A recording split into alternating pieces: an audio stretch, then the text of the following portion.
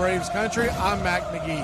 Join us for Pitch by Pitch, Play by Play, the classic call of Braves Country baseball. We're bringing you Atlanta Braves baseball all year long. Jump into our pregame show, Braves Country Today, just before first pitch. Stick around for the postgame show, Braves Country Tonight, where we will open up the phone lines and react to your calls or your comments all year long. That's Braves Country Radio, Pitch by Pitch, Play by Play, your home for the classic call of Braves Country baseball.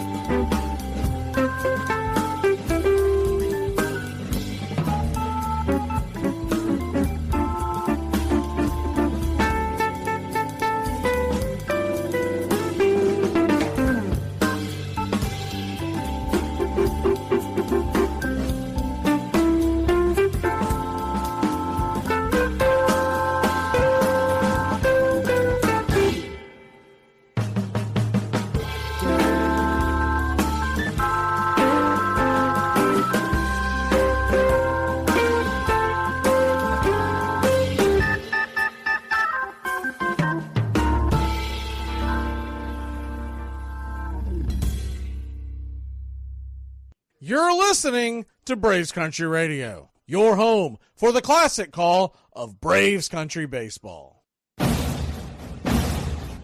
Hey Braves Country, this is Mac Magee with Braves Country Radio. We are bringing you pitch by pitch, play-by-play of your Atlanta Braves all year long. Please like and subscribe today.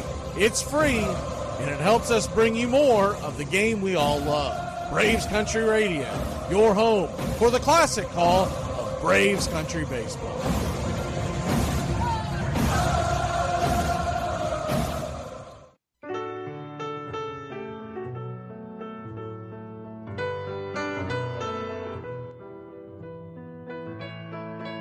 Casey at the Bat by Ernest Lawrence Thayer.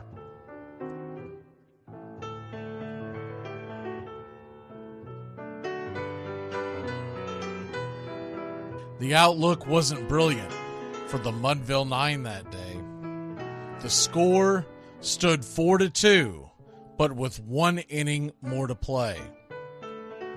And when Cooney died at first, and Barrows did the same, a pall-like silence fell upon the patrons of the game. A straggling few got up to go in deep despair. The rest clung to the hope which springs eternal in the human breast.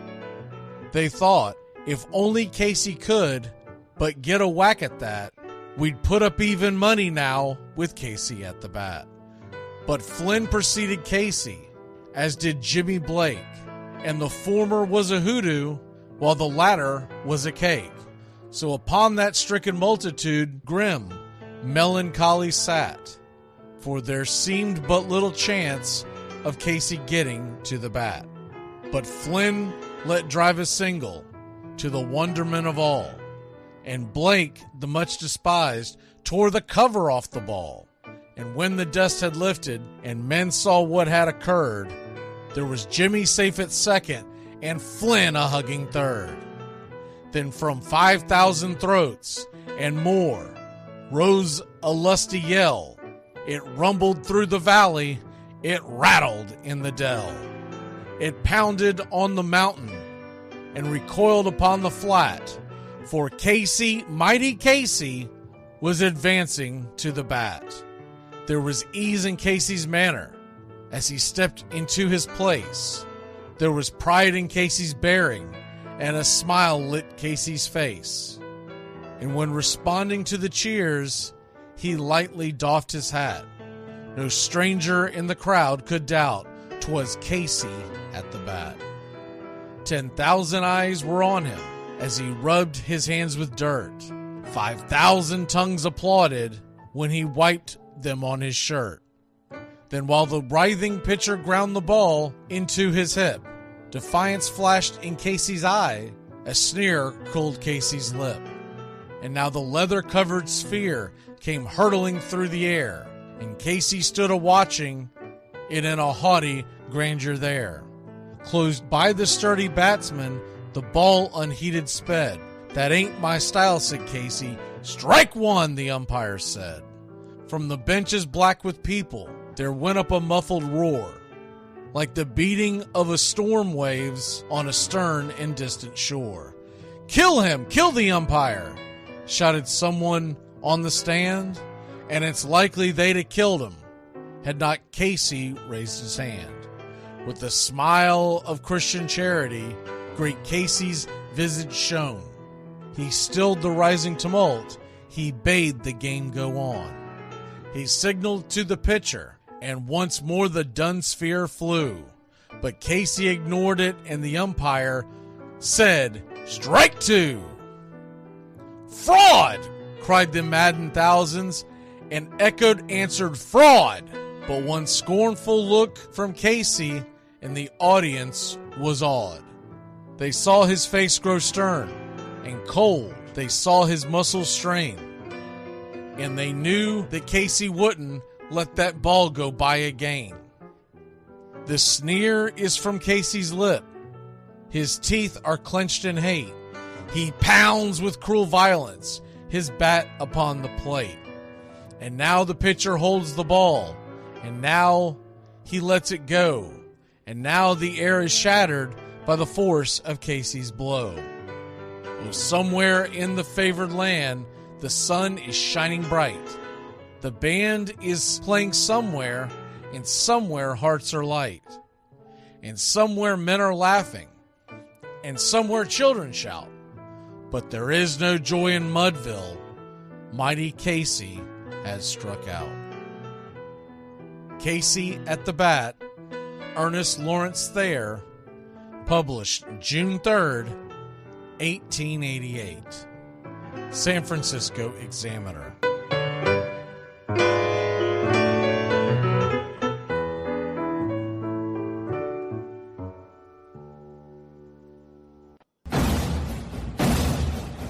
Braves Country, I'm Mac Magee.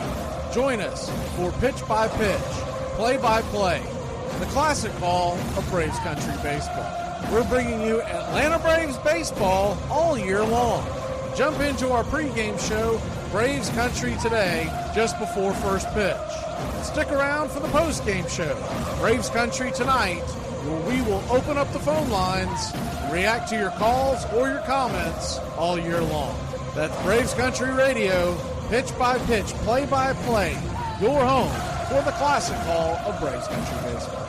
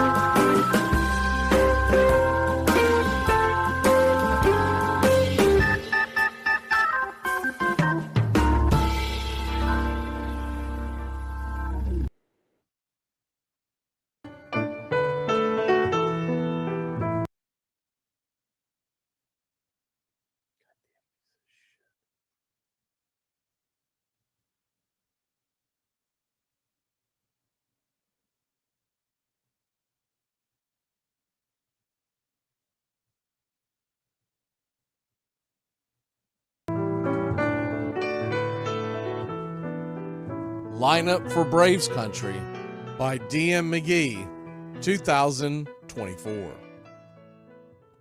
A is for Aaron, the Hammer and Hank, the real home run king. Take that to the bank. B is for Bobby. Cox never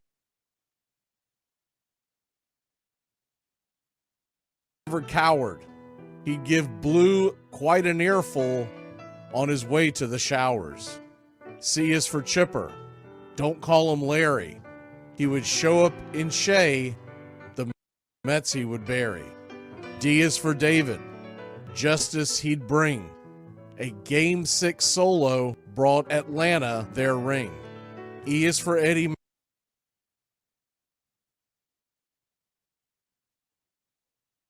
Matthews. 512 bombs away. Lit skies from Boston to Milwaukee to the A. F is for Fred. McGriff dog-biting crime. A fire was lit the day he arrived. G is for Glavin. Southpaw winds and kicks. Changing speeds east and west. A gem in Game 6. H is for Harry and his brother George Wright.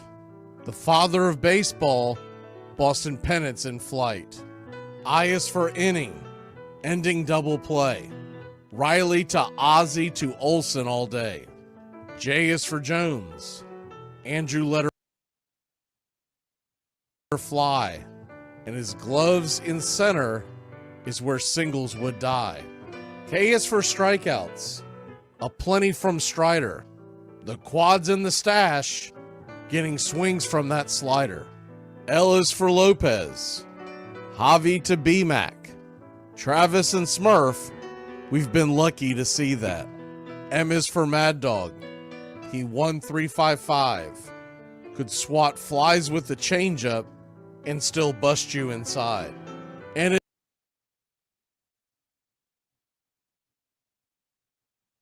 is for Necro. He got to the hall.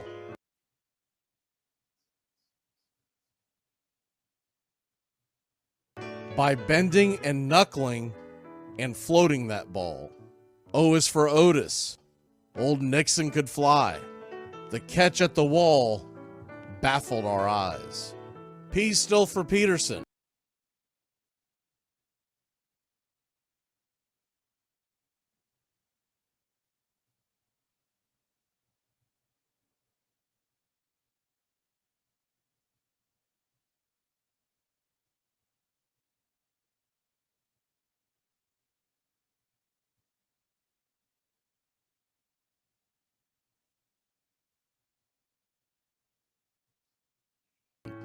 We were all rockin' pearls.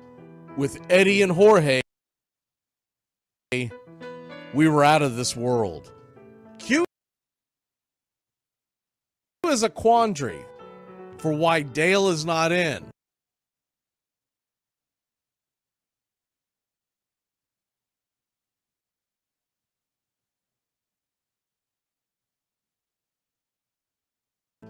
Murphy MVPs again and again.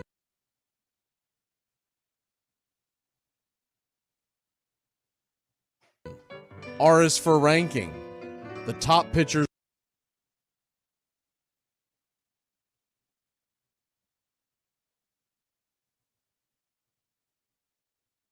lore. Remember Kid Nichols, 107 WAR. S is for Smoltzy. The big three in the hall. When the game's on the line, you give John the ball.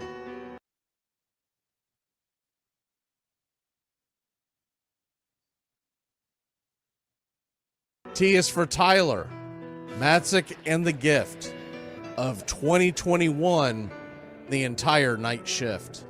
U is for Chavez, but we say Uncle Jesse. The frames, the release.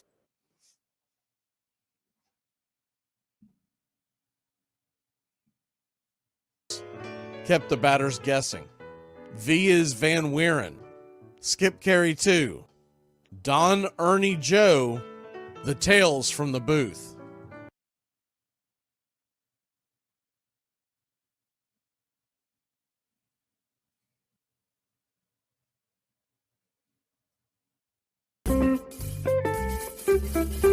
W is Warren.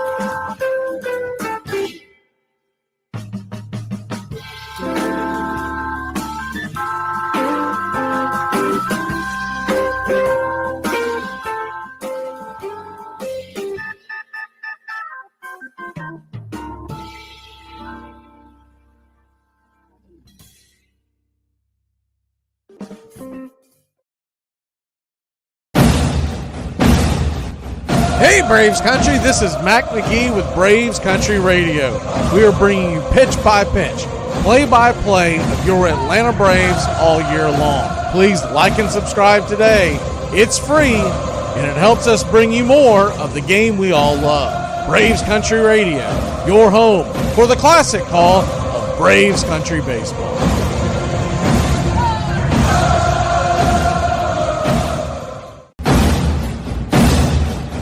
Braves Country, I'm Mac Magee.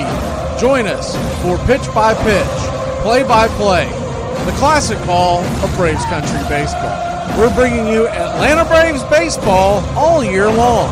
Jump into our pregame show, Braves Country Today, just before first pitch. Stick around for the postgame show, Braves Country Tonight, where we will open up the phone lines and react to your calls or your comments all year long. That's Braves Country Radio, pitch by pitch, play by play, your home for the classic call of Braves Country Baseball.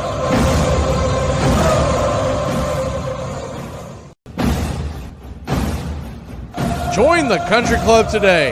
The first month is free.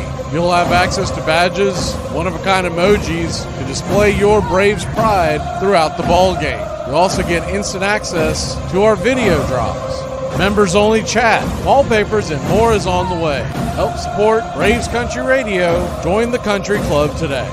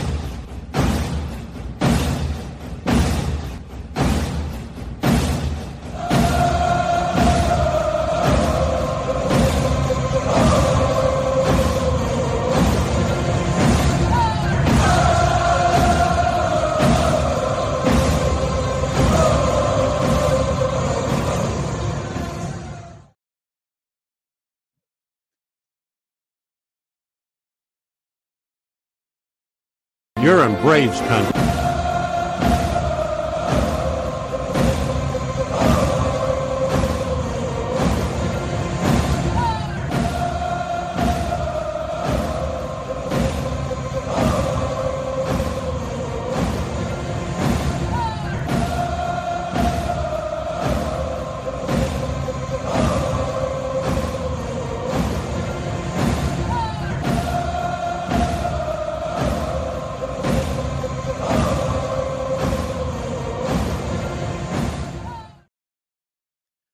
Good evening, Braves Country. As you see on the screen there, in case you missed the news, we wanted to make sure everybody is aware. Angel Hernandez has retired. Angel Hernandez is gone.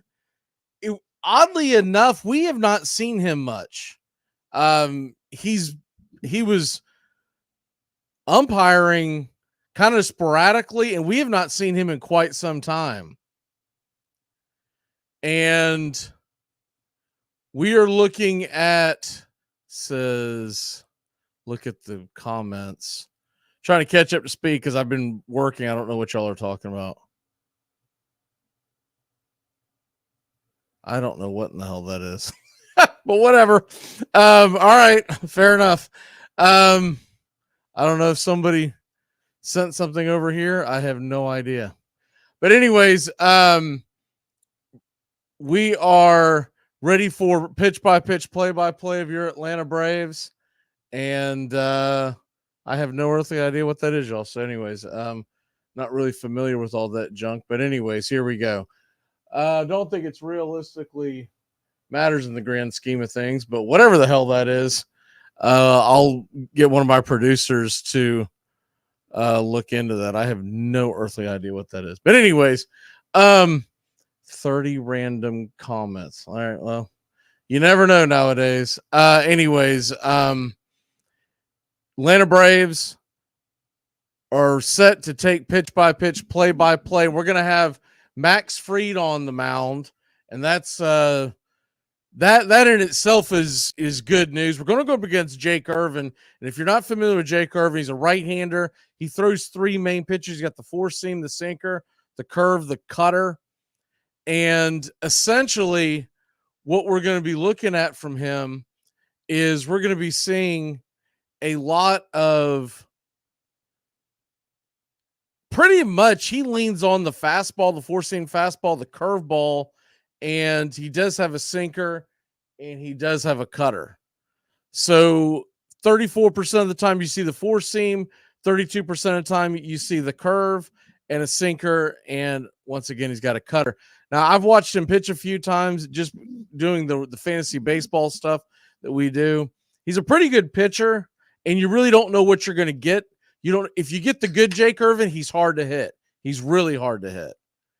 If you get the bad Jake Irvin, you can get a hold of him early. So we'll just have to see what we get here. He's a young pitcher, so young pitchers typically mix bag of tricks. Of course, veterans can go out there and suck it up too. Look what happened with Charlie Morton last night.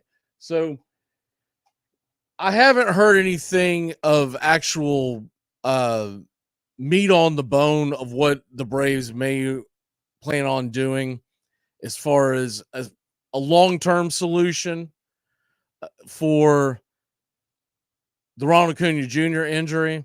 I've seen a lot of stuff out on Twitter that is just, I mean, speaking of bots, I mean, some of the things that come out there, it's funny. There some of the ones that I talked about yesterday that were not realistic at all. Here come all those folks coming up with those ideas, and it's funny because they got a lot. So some of these folks, because I would go in and look at their profile, they've got a lot of followers, and I'm like, who is paying attention to these dopes who are nowhere near being accurate on what the Braves might do? One of them I saw was Randy Arozarena. It's not happening. The guy's not a free agent until 2027. So what are you going to do with that extra money that you're having to take on? Oh, by the way, it's going to send you over the threshold. So that's, if it happens, it's not happening anytime soon. But then what do you do with him for 2025, 2026, and 2000? I think 27 is when he actually becomes a free agent. But for the next 2 years, you would have to pay him over $20 million. Well, when Acuna comes back, he's obviously your right fielder. And Michael Harris II is obviously going to be your center fielder, and Jared Kelenic is a very affordable and damn good left fielder. Arozarena right now is not playing very well, but he's got a long enough track record where I wouldn't freak out if he was our guy, right? So, I would just say that, yeah, pie in the sky. Yeah, would I love to have Mike Trout? I'd love to have Randy Arozarena, all these guys, but you can't bring these guys in because the Braves have shown. Remember when they made the moves in 2021? Everybody's talking about those kinds of moves. None of them were high dollar outfielders. Not a damn one of them. Jorge Soler was a guy that was on the end of his rope. He was hitting poorly in Kansas City, and the idea was that they're going to put him in a better lineup. The next one would be what was it? Jock Peterson. He was playing like junk in Chicago. The Braves are hoping, all right, we're going to come in, we're going to bring him in, we're going to platoon him. And then if you remember, Eddie Rosario was injured. So he didn't even play for the Braves until mid to late August that year. So those are the types of moves you're really looking at what the Braves are most likely to do. They're not going to go out and go sign Babe Ruth and Willie Mays and everybody else that everyone on Twitter ends up throwing at you. But anyways, by the way, I did find out what happened with that. They said that they believe someone meant to send that to their chat or whatever. I don't really understand how it works. but I guess they were off by a hair or whatever. And that's how it ended up in our chat. I don't really know how that junk works, but it is what it is. I'm not really worried about it. As long as they're not throwing porn stuff up in there, I'm not really worried about it. But yeah, that's what we're looking at tonight. We're looking at Adam Duvall's are going to be our right fielder for the foreseeable future, but you'll see some platooning situations. I just kind of figure they'll probably bring someone in between now and we'll say the next 3 or 4 weeks to fill that hole, to be able to platoon in the outfield. That's why JP Martinez was brought up, because I don't think he's a long-term answer. I think he's literally a warm body out there. And when they find someone, then you're going to start looking at that as a placeholder until you get to the trade deadline. You get to the trade deadline, some teams are going to kind of eliminate themselves, and then they'll be willing to sell. And we named off some of them last night. We'll probably do more of them tonight. But the idea would be to get a team like a Boston Red Sox who's not having a good year, or a Toronto Blue Jays who are not having a good year, and get find a viable bat that's going to be a rental, a one and done. You get rid of them. They're off the books by the end of the year. In a perfect world, George Springer. But George Springer still has, I believe there's 3 years left on his deal. So he's not an option. But you'll start seeing people rifle his name out there. So there you have that. We're going to take a real quick break, step aside, pitch by pitch, play by play of your Atlanta Braves. And, if we get attacked by bots again, it is what it is. I'm not that worried about it. We will be back in a flash here on Braves Country. And, let's get it. Oh, pick to click tonight. Harris is leading off, but I'm going to go with Olsen. He's starting to swing the bat better. I think he's going to get into one tonight. Give me Olsen with the righty-lefty matchup, and give me the Braves to get some runs. I don't think it's going to be a real high-scoring game, but I think Max Fried, he has been phenomenal. He has been phenomenal his last several times out. He's damn near – he's flirted with no-hitters in perfect games. Give me the Braves to win this one 5-1. We'll be back in a flash. Like me, you can't smoke like me. So don't try and be like me. Let's party together.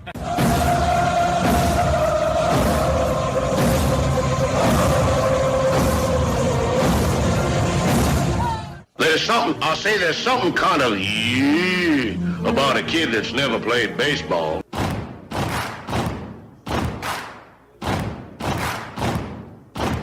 Baseball is a beautiful thing. It's more beautiful in an old park. It's asymmetrical and quirky. But even in a dome with artificial turf, it's beautiful. The way the field fans out, the choreography of the sport, the pace and rhythm of it, the fact that pace and rhythm allows for conversation and reflection and opinion and comparison. In right field, the crowd is tormenting Strawberries, singing Darryl, Darryl. Little roller up along first, behind the bag. It gets through Buckner. Here comes Knight, and the Mets win. And there's a fly ball deep to left. It's on its way. There it goes. And the Yankees are going to the World Series. Aaron Boone. Ground ball stabbed by Folk. He has it. He underhands to first for the first time in 86 years. The Red Sox have won baseball world championship. Can you believe it? It's a pastime, something you do. It's entertainment, something you watch. And it's a shared experience, something you talk about and read about. But you can apply those same three criteria to other things. What makes baseball special is that it's the best game that's ever been devised. Smith corks one into right, down the line. It may go. Go crazy, folks. Go crazy. Sure as God made green apples, someday the Chicago Cubs are going to be in the World Series. A little bouncer slowly toward Bryant. He will glove it in front of Rizzo. It's in time. And the Chicago Cubs win the World Series. Cubs win. What a lucky break. The good Lord wants the Cubs to win. How can you not be romantic about baseball? If baseball is about caring, about loyalty and rivalry. Braves fans are on their feet hoping for some kind of a bleeder or a seeing-eye single. Here's the 1-2 pitch. Fastball hit high and deep down the right field line. It's going back, back, back. Is it fair? Is it Zip, boom, bam, it's gone! Ram-a-lam-a-ding-dong, a 3-run shot, and your Atlanta Braves have taken a 1-run lead! A hanger, a banger, and she's gone, baby! There's a very peaceful thing. It was created and played in pastures and meadows. There's grass, there's outdoors, there's everything that people thought was American and feel about America you get in a ballpark. And it's the wonder of walking through that dark tunnel and seeing a huge open space where men play the little boy's game.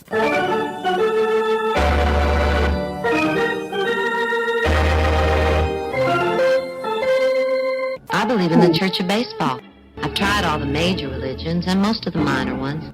I know things. For instance, there are 108 beads in a Catholic rosary and there are 108 stitches in a baseball. I prefer metaphysics to theology. You see, there's no guilt in baseball, and it's never boring. It's a long season and you gotta trust it. I've tried them all, I really have. And the only church that truly feeds the soul day in, day out is the Church of Baseball.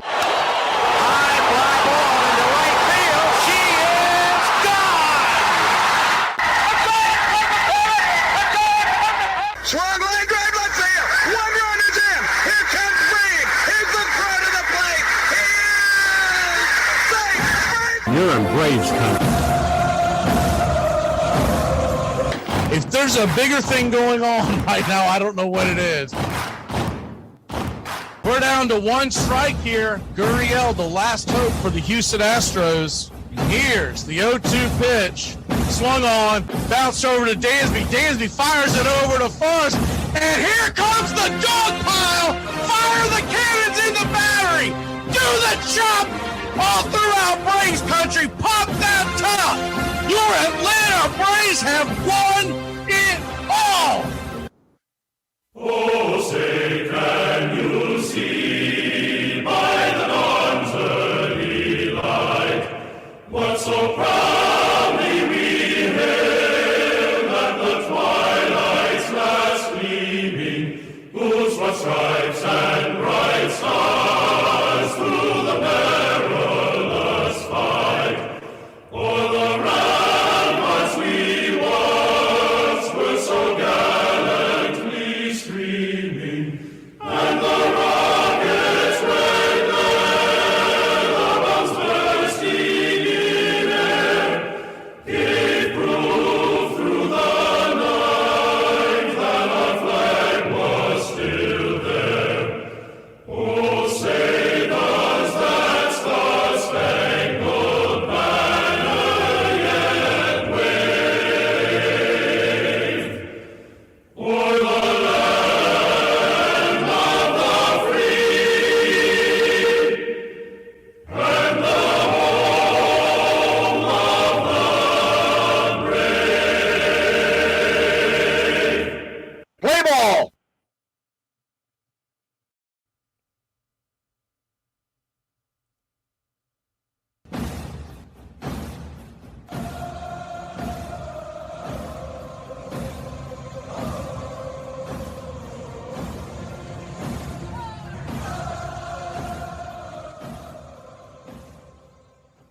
Out of beer?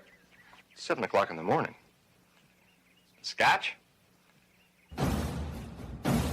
Hey, howdy, hi, and how the hell are you? Pull up an armchair, girls and boys, and join us for Braves Country Baseball. You're listening live, and the scene is Truist Park in Atlanta, Georgia, where we're set to bring you pitch-by-pitch, play-by-play of your Atlanta Braves. Hi, I'm Mac Magee. Here are your starting lineups for today's action. Leading off and playing shortstop for the Washington Nationals at C.J. Abrams. He's batting .261 with 9 home runs, 26 RBI, 8 stolen bases. Batting second, playing right, Lane Thomas with a .196 average, 2 home runs, 10 RBI, 11 stolen bases in just 92 at-bats. Joey Meneses is the first baseman tonight and batting third, 2 home runs, 24 RBI, 2 stolen bases, batting .226. Nick Senzel batting cleanup and playing third. He has 5 home runs, 13 RBI, a .221 average. Ruiz is in the designated hitter position and batting 8th. He has 3 home runs, 11 RBI, a .210 average. Jesse Winker is in left field and batting 6th.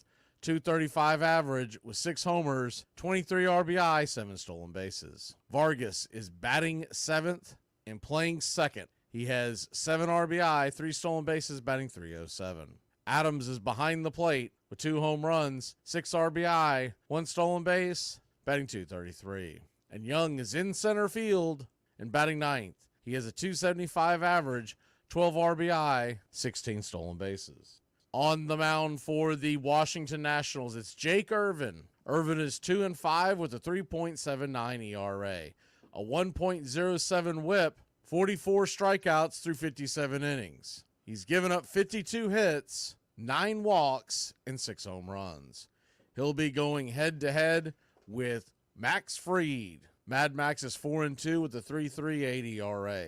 He has a 1.06 whip, 58 2/3 innings, 42 hits allowed, 48 strikeouts, 20 walks, and 4 home runs served. Backing up Max in the bottom of the 1st inning, patrolling center field and leading off for your Atlanta Braves, it's Michael Harris II. He has 5 home runs, 17 RBI, batting .261, and 8 stolen bases. Austin Riley batting 2nd, playing 3rd. 3 homers, 18 RBI, and a .238 average. The designated hitter and batting 3rd, Marcell Ozuna. He has a .310 average with 15 home runs, 47 RBI. Batting 4th and playing 1st, Matt Olson. He'll be cleaning up with 8 home runs, a .230 average, and 29 RBI. Batting 5th and playing 2nd, it's Ozzie Albies. 3 home runs, 25 RBI, 3 stolen bases, batting .269. Sean Murphy, batting 6th and behind home plate. He is 1 for 7 on the season with an RBI. Jared Kelenic is batting 7th and in left field. He has 3 home runs, 9 RBI, a .258 average. Batting 8th and playing right, it's Adam Duvall. 5 homers, 13 RBI, batting .209. And Orlando Arcia is batting 9th and playing short. He has 5 home runs, 19 RBI, a .249 average. Calling balls and strikes behind home plate, it's Nick Lentz. First base umpire, Will Little. Second base will be manned by Quinn Walcott. And down the third base line, it's Lance Barksdale. And thank heaven, it will no longer ever be Angel Hernandez. Good riddance. Atlanta Braves come in 30-21 on the year, 16-9 at home. Nationals 24-28, 14-15 on the road. Your Atlanta Braves are minus 270 on the money line. The over-under is 8.5. Well, it's about that time. Grab you a cold one. Find you an armchair. It's Braves Nats, Game 2 of a 4-game set. Braves look to tie up the series behind Mad Max and get things rolling here at home on the 7-game homestand. Country Club members, warm up the chops. We've got the Mad Max emojis as well. We'd like to thank each and every member of the Braves Country Radio Country Club. Braves Country, get your game face on.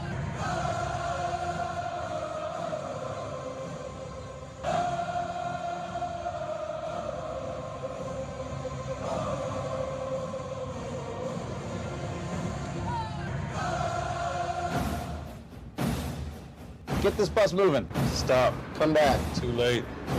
Roll call! Yeah, roll call! You're in Braves country.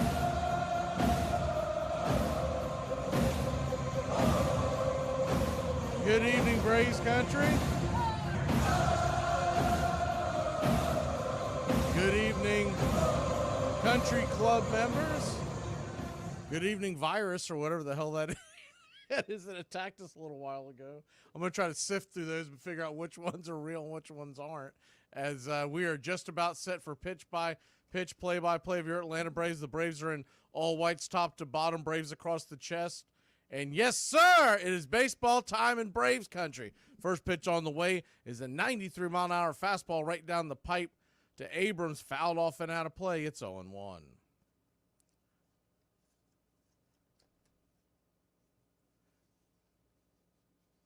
Braves nothing.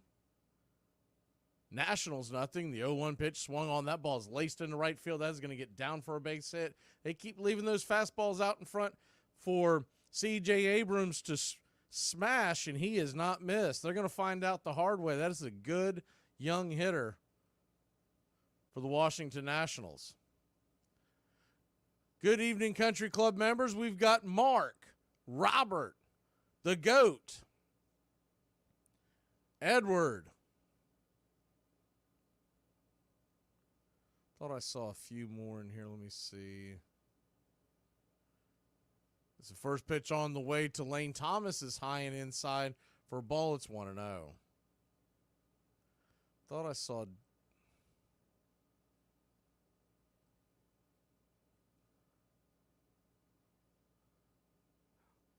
The 1-0 pitch swung on. That ball is going to get laced over to second, and that's going to be an easy double play. C.J. Abrams, I don't know what he saw. The ball was fisted towards second base. It was kind of a lazy balloon shot, and I guess Abrams thought that thing was going to get down. Looking at the replay from a little farther back, he stopped again, and by the time he realized Ozzy's going to make that catch, Ozzy backhands and flips it over to Arcia, 2 away. Good evening, John Underwater. Grandma King. First pitch on the way is a four-seam fastball to Meneses off the plate wide for a ball. It's 1-0. Good evening, Charlie. Mark, James. The 1-0 swung on and fouled back out of play. 1-1. So a 1-1 count.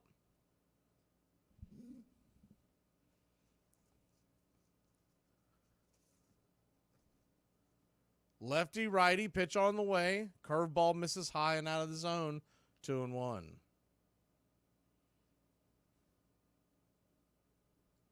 Braves nothing, Nationals nothing. 2 down after a double and then a quick pickoff double play at second. The 2-1. Sinker misses inside. Ball 3-1.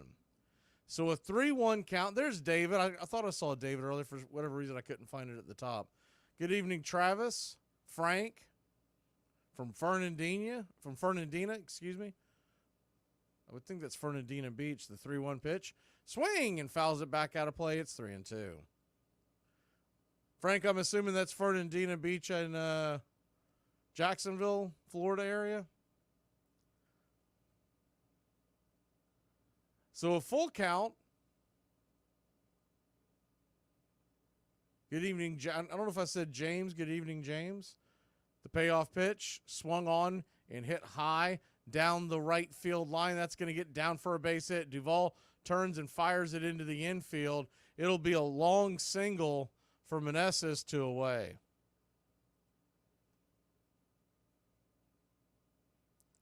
So 2 down and 1 on.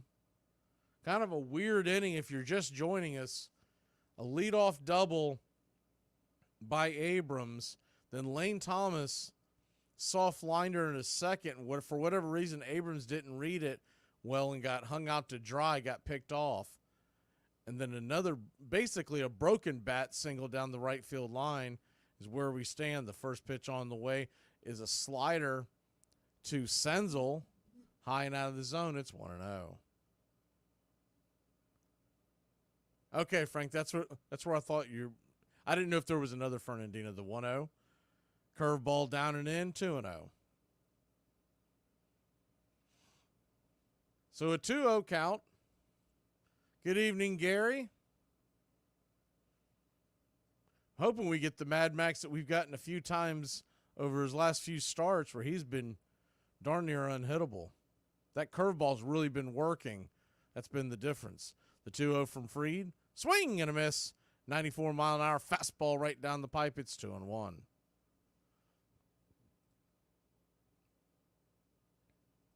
Braves nothing, Nats nothing.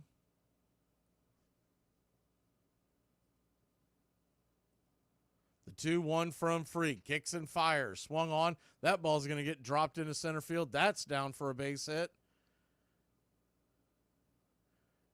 We've got runners on first and second. 2 outs. Max Fried on the ropes. He's getting way too much of the plate there.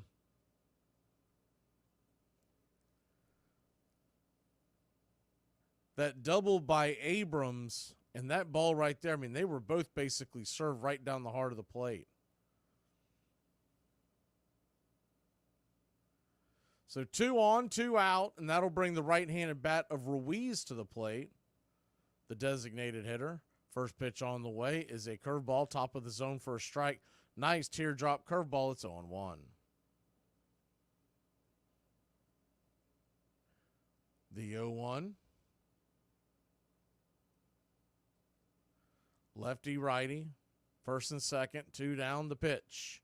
Swung on, pops up high into center field. Drifting back, making the catch is Ozzie Albies. That'll end the inning. Everybody was converging on it and got to it just in time was the Wiz. We'll be back in a flash here on Braves Country. On a beer? 7 o'clock in the morning. Scotch? Well, there you have it. The die is cast. The Mets are worse off now than they were when Will Palmer was their owner. Stevie Cohn, he is another false prophet, another letdown. Everything failed. The Mets, you can mark my words. Every time the Mets get a brother of a star, he's a bum. Acuna's brother, who I hear already demanding a trade, will never do anything for the Mets. This is Alex Ochoa. This is Fernando Martinez. 5-star players, 5-tool players. There are 5 suck players. They can't throw. They can't run. They can't hit. Who's going to be left on this team next year? There's nobody. They're going to be terrible. It's going to take at least 10 years to make them competitive. This year is a disaster. Worst season ever. You suck. And now there's nothing left. Nothing. This is the most hopeless I've ever been about this team. The Mets are worse than the Oakland A's. The Oakland A's have more hope than the Mets. Though it was a hitter's decade, one of the most admired players was a dominating screwball pitcher named Carl Hubble. Well, I was always fascinated by Carl Hubble, Mr. High Pockets. He was a left-handed pitcher for the New York Giants, and his most famous pitch was the screwball. And he'd thrown so many of these things that his arm was literally deformed. And you could see it when he walked out to the pitcher's mound. His arm, the screwball is a reverse curve like that. And he'd thrown so many that the palm was almost out when he walked out. Curious. And I was so impressed by this pitcher that I used to walk around like that when I was about 9 years old. My mother used to say, "What is wrong with that arm of yours anyway?"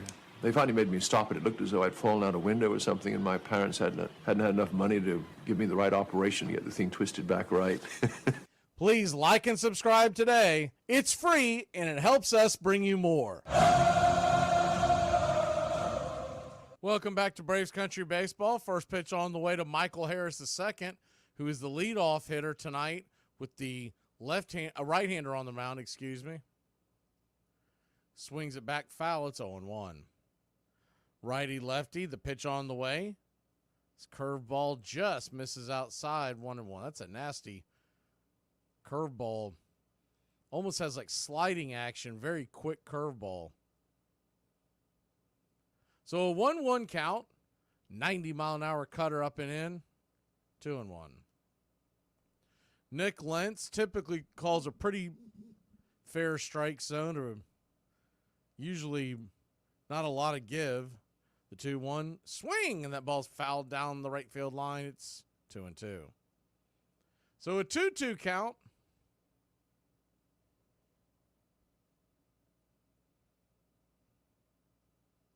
The pitch. Swing and a miss, strike 3. Got him with straight gas, 95 up top. 1 away.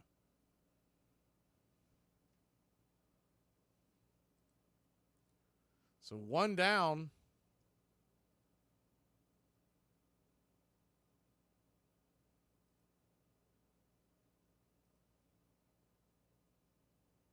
First pitch on the way to Austin Riley is a sinker right down the pipe for a strike. It's 0-1. Austin Riley batting .238 with the .688 OPS, 3 home runs. The pitch. Swing and a miss, strike, 94. About letter high, 0-2. St. Louis leads Cincinnati 3-0 in the fourth. We'll hit the out-of-town scoreboard here in a second. The 0-2 pitch. 95-mile-an-hour fastball. It hit the zone up in the top corner on the outer edge, but they were set up inside. He was never going to get that call. So a 1-2 count. Pitch on the way outside wide, 95-mile-an-hour fastball. Pitch out territory, 2-2. Standing on deck is Marcell Ozuna. In the hole is Matt Olson. One down. The 2-2 to Riley. Kicks and fires. Swing and a miss, strike 3. He went around both the home plate umpire and the first base umpire.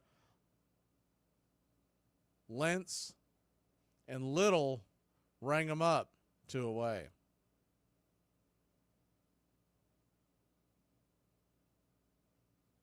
So 2 down.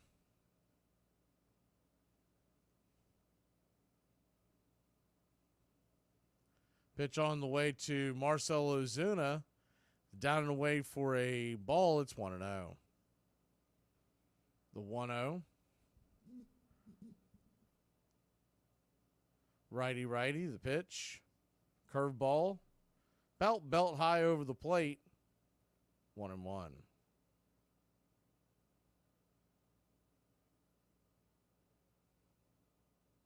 The 1-1 swung on and tapped foul off of Marcel's foot. It's 1-2.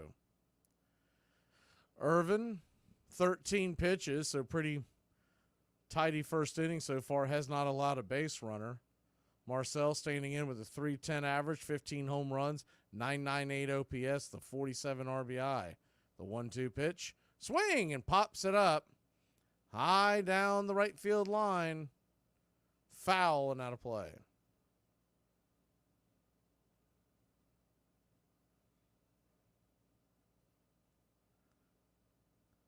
So a 1-2 count.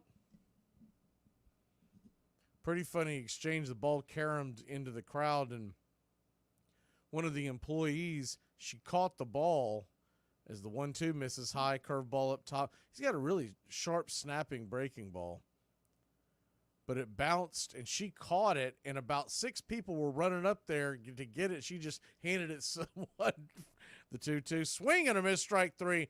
Curveball off the edge, and that'll end the inning. So 3 up, 3 down. We'll be back in a flash. Max Fried goes back to work. Steak and donut sandwich, please. You want cigarettes on that sandwich? What do I look like, a Mary? Yes, I want cigarettes.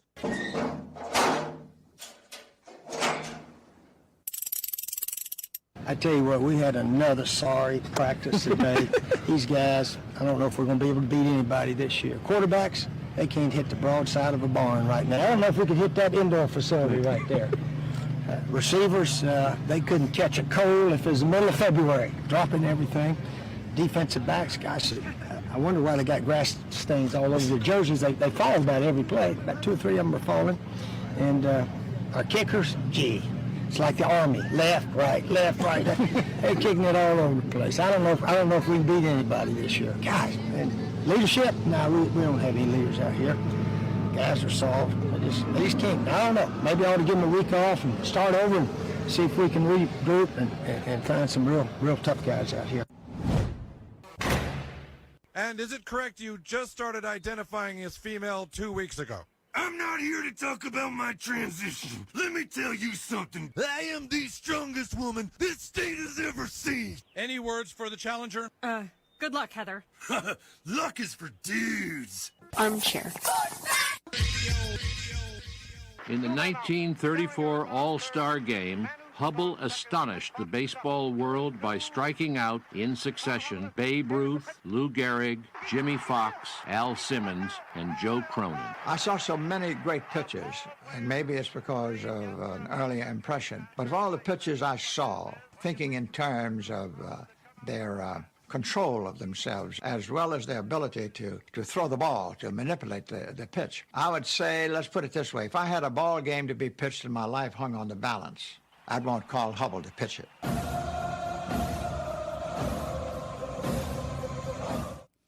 Welcome back to Braves Country Baseball. First pitch from Max Fried. Swung on by the left-handed bat of Jesse Winker down the left field line. Out of play, it's 0-1. Braves nothing. Nats nothing. Top of the second inning. The 0-1. Kicks and fires. Right there for a strike. 0-2. Winker, a .235 average with 6 home runs and 23 RBI. 746 OPS. The 0-2. Slider just misses outside. Winker held up 1-2. Same two teams back at it tomorrow night, 7:20 first pitch. It'll be, who knows? They have not announced a starter yet. Ronaldo Lopez will go on the bump Thursday night. The 1-2. Swing and a miss. Strike 3. Got him with the sweeper. 1 away. That sweeper's really becoming a go-to pitch for Fried. It bends just a little more flat, but it has more of a snap to it than his traditional, what is essentially almost a 12-6 curve. He throws really more of a 1-7. First pitch on the way to the right-handed bat of Vargas, who got the start at second base tonight, is up top for a strike. It's 0-1. The 0-1. Kicks and fires. Swing, and that ball's lifted into center field, but not pretty much right at Michael Harris the second. It's like he's got a magnet on him. He didn't hardly have to move at all.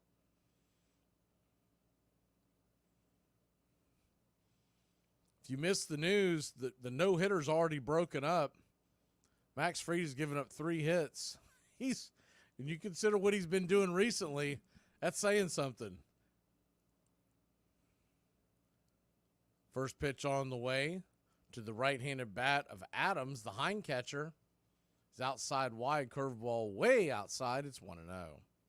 Riley Adams, 27-year-old, out of Encinitas, California. The 1-0. Curveball drops in there for a strike on the inner cut. It's 1-1. He was drafted by the Blue Jays in the 3rd round in 2017. But has played his entire major league career essentially with Washington as the 1-2's fisted foul behind home plate. He played 12 games with Toronto in 2021, and then Washington picked him up at the end of 21. He's been with the Nats ever since. The 1-2 in the dirt. 2-2.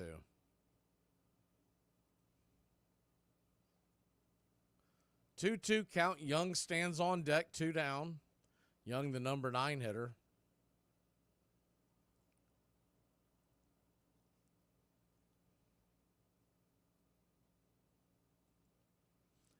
Fried comes set, lets her go. Swing, and chops that foul back behind home plate. We'll do it again.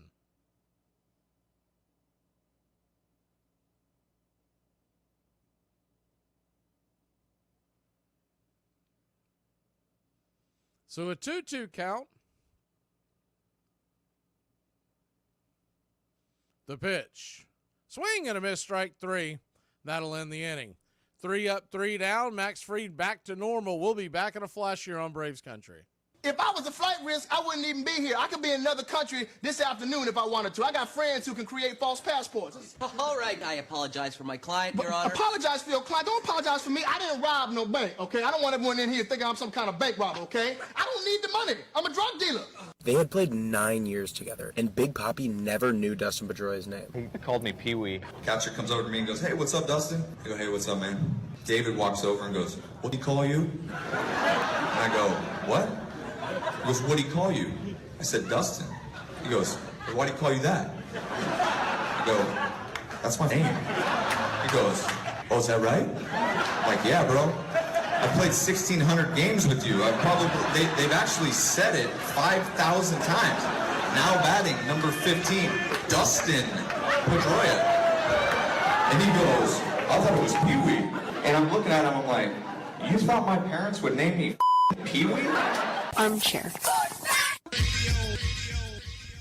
After the 1934 season, Babe Ruth toured Japan with an all-star team. 500,000 fans turned out in Tokyo to cheer the mythic hero they called Babu Rusu. Babe's big bulk, reported the New York Times, today blotted out such unimportant things as international squabbles over oil and navies. We like to believe, said the Sporting News, that countries having a common interest in a great sport would rather fight it out on the diamond than on the battlefield. The Americans won 17 of 18 games. Ruth hit 13 home runs. But in one game, a high school boy named E.G. Sawamura struck out Ruth, Charlie Gehringer, Lou Gehrig, and Jimmy Fox before the Americans managed to get a single winning run. Sawamura became a national hero, and the tour sparked the formation of the first Japanese professional league.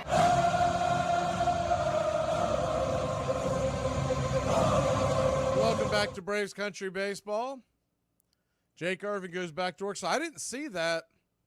I was working this afternoon, rushed in here to the studio, and I'd been keeping my alerts on, but somehow I missed the news that it appears Schwellenbach will be the starter. We've talked about him the past couple of weeks about how well he's been pitching, and he'd be one of the guys that they would bring up because of his age. In fact, if you listen to the call-in show, that was the main guy that I was talking about. Is the first pitch on the way to Olsen, misses for a ball and swats the next one back foul. It's 1-1. Schwellenbach is a high draft pick, 24-year-old, played for the Nebraska Cornhuskers. He was a shortstop by trade that was developed into a pitcher in college. The 1-1 misses high and out of the zone, 2-1. And he's been very good down on the farm. They said that he came up thinking he was doing a bullpen session today in Gwinnett, and instead they told him he was going to the big leagues. The 2-1, swing and a miss, 2-2. It's odd they normally don't make the announcement till after the game because there's a subsequent move. And I know it sounds goofy, but they're technically not on the big league roster, so you can't speak about them. The 2-2, swatted back foul. We'll do it again.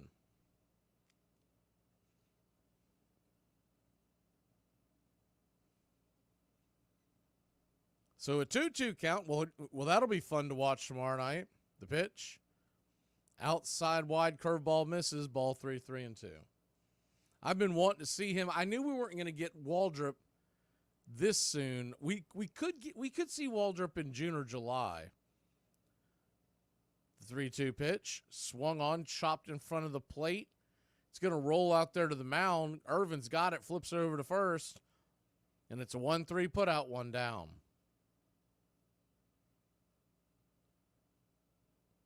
Yeah, I see the comment about he can throw hard. Yeah, he's like I said, he's a converted shortstop. That's why he was pushed over to pitching, because of his strong arm, and he just couldn't hit a lick in college, and they decided to try to turn him into a pitcher. First pitch on the way to Ozzie Albies is down the right field line, and that's going to be down for a base hit. Ozzie Albies is dead meat. Ozzie Albies gets on, the ball shot back to the right fielder, and that is, I'd like to see the replay on that, but that's a little bit on Ozzie. That's also on Goodwin, the first base coach. Never mind. Goodwin wasn't doing anything.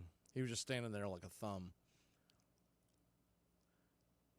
But you got to stop him because that ball shot back out there to the right fielder. That really wasn't that hard of a play. Terrible base running by Ozzie once again. That's 2 times the last 4 games. Remember, he got himself out at third.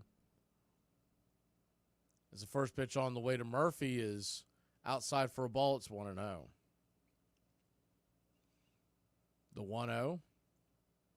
95-mile-an-hour fastball at the knees on the outer edge, 1-1. So I guess we're even Steven with the bad base running, one by Ozzie, one by C.J. Abrams, who applied the tag to Ozzie. The 1-1. 95-mile-an-hour fastball below the knees, called for a strike. Murphy won't argue that. He wants to get those same calls for Max Fried, but that was literally a frame job. Dodgers lead the Mets 1-0 in Game 2 of that doubleheader. The 1-2, high and out of the zone. 2-2. Tried to get him with the fastball, and he missed terribly. So a 2-2 pitch, swing, and fists that foul back out of play. Curveball in on the hands.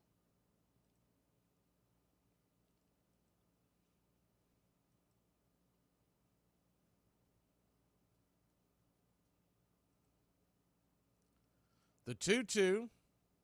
Irvin comes set, kicks and fires, swing and a miss, strike 3. So the Braves, after Ozzie gets gunned down at second, go 3 up, 3 down. We'll be back in a flash here on Braves Country. House cat flu is coming, people. The Center for Disease Disinformation predicts with some degree of probability that the house cat flu might spread in the following hypothetical outbreak pattern. Mild thirst, occasional hunger, tiredness at night.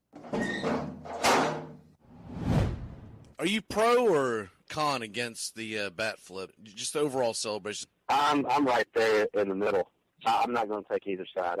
I'm more against it, I guess. But if a pitcher is going to be out there dancing and running his mouth, and you get a home run off him, I'm completely okay with a bat flip. Screw you, buddy. Well, I for one want to get a Papelbon jersey because anyone that chokes out Bryce Harper, man. I am Team Papelbon. Armchair.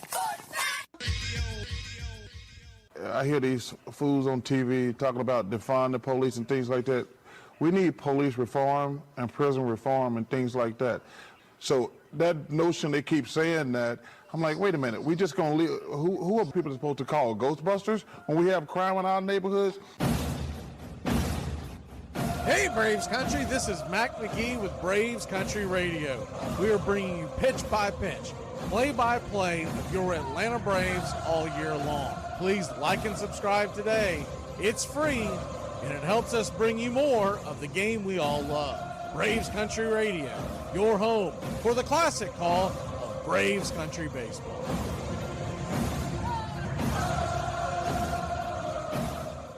The local paper did a 50-year anniversary thing, and there was a reprint of a game that he had played in 1892, and it said Watts. His name was Fred Watts, shortstop, and he had 2 hits. And I thought, my grandfather played baseball in 1892. So it's part of your existence. It's part of our heritage. Welcome back to Braves Country Baseball. Max Fried will go back to work. Fried versus Irvin, which we talked about in this pregame. This could be a heck of a pitching matchup. Irvin appears to be on. First pitch on the way to Young. He tries to drop a bunt. It's the third time he's tried to do that in the first 2 games of this series. He misses. It's 0-1. The 0-1. Lefty righty. Pitch on the way. Curveball. Grabs the outer edge. Probably not, but we got the call. We'll take it. 0-2.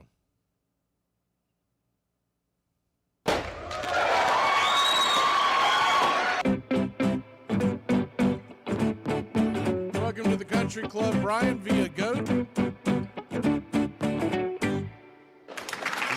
is tap foul off the plate. We'll do it again.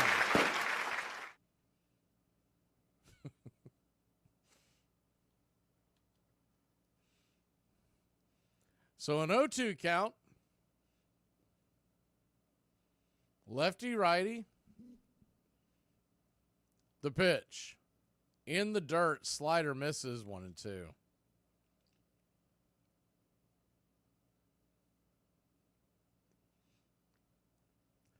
Jacob Young, the center fielder, is batting .326 against left-handers. The 1-2. Rocks and fires. Swing and chops that over to short. Grabbing it is Arcia. Fires it across the diamond. And it's a 6-3 put out. 1 away. Showing off that cannon from short.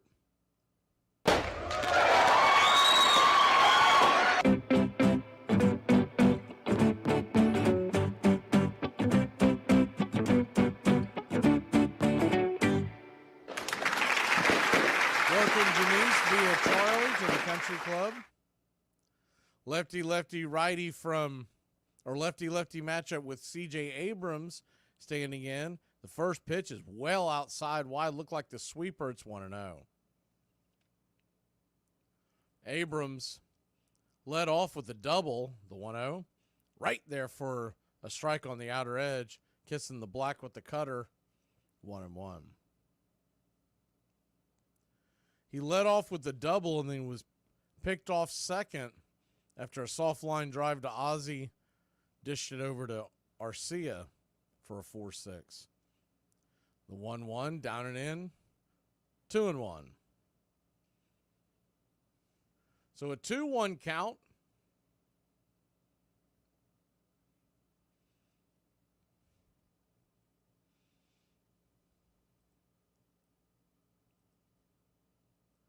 Braves nothing, Nationals nothing.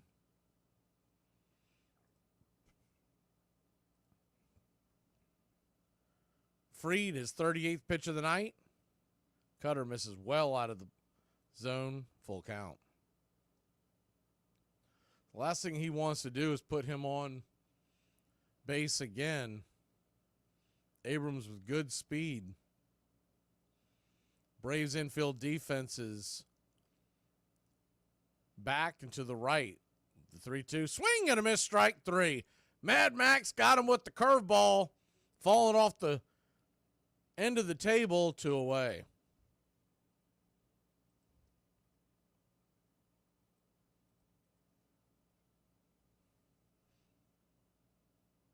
Two down, and that'll bring Lane Thomas, who's been a thorn in our side since the day he came up. His numbers aren't that impressive this year, but when he sees the Braves, he just lights up. First pitch on the way to Thomas is a 91-mile-an-hour fastball, top of the zone, outer edge for a strike. It's 0-1. Remember some of those games we did last year and the year before where we're in Washington. For whatever reason, the Braves bats wake up in Washington. As the 0-1 pitch, outside wide, 1-1. They don't tend to score as many runs against Washington in Atlanta. It's in Washington they just really light up. And we would be beating them pretty handily, but Lane Thomas would always be like 3 for 4. It's crazy. The 1-1 to Thomas is a changeup down and away, 2-1. So a 2-1 count.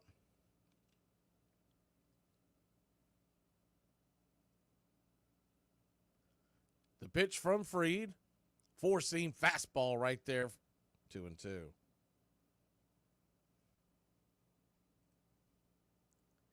Hit the out-of-town scoreboard real quick. You got a 2-2 count. Fried kicks, fires, curveball. Good take by Thomas, 3-2.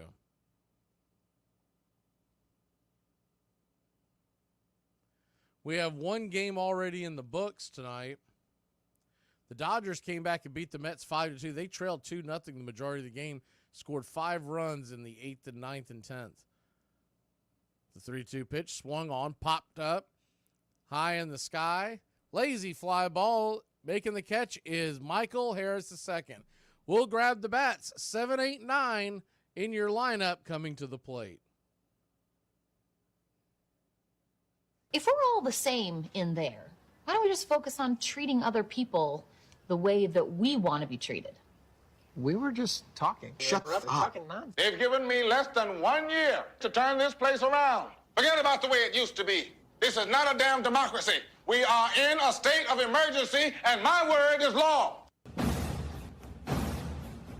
Join the Country Club today. You'll have access to badges, one-of-a-kind emojis to display your Braves pride throughout the ball game. You'll also get instant access to our video drops, members-only chat, wallpapers, and more is on the way. Help support Braves Country Radio. Join the Country Club today. What's your boyfriend's most toxic trait? Oh my god. So it's actually kind of funny. He'll say this thing to me all the time. He'll be like, I'm not your boyfriend. And I'll be like, yes, you are. Silly. And then he'll say to me, he's like, no, I'm not. You seriously are delusional. You need to stop. It's getting ridiculous. You keep violating the restraining order. He filed a restraining order, by the way. It's so funny. It was such a good joke. But yeah, no, you know, I love him either way. He's my boyfriend. He's my boyfriend. We're together. We're happy. Armchair. It's a pastime, something you do. It's entertainment, something you watch, and it's a shared experience, something you talk about and read about. And that's marvelous, but you can apply those same three criteria to other things. What makes baseball special is that it's the best game that's ever been devised.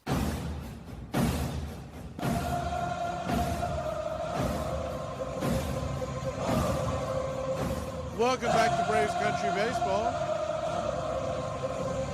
First pitch to Jared Kelenic is right there for a strike on the inner cut. It's 0-1.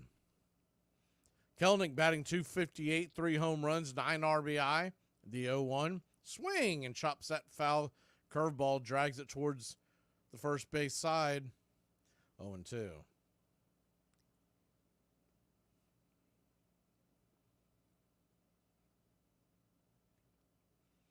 You got an 0-2 count. Pitch on the way inside, 94-mile-an-hour misses, 1-2.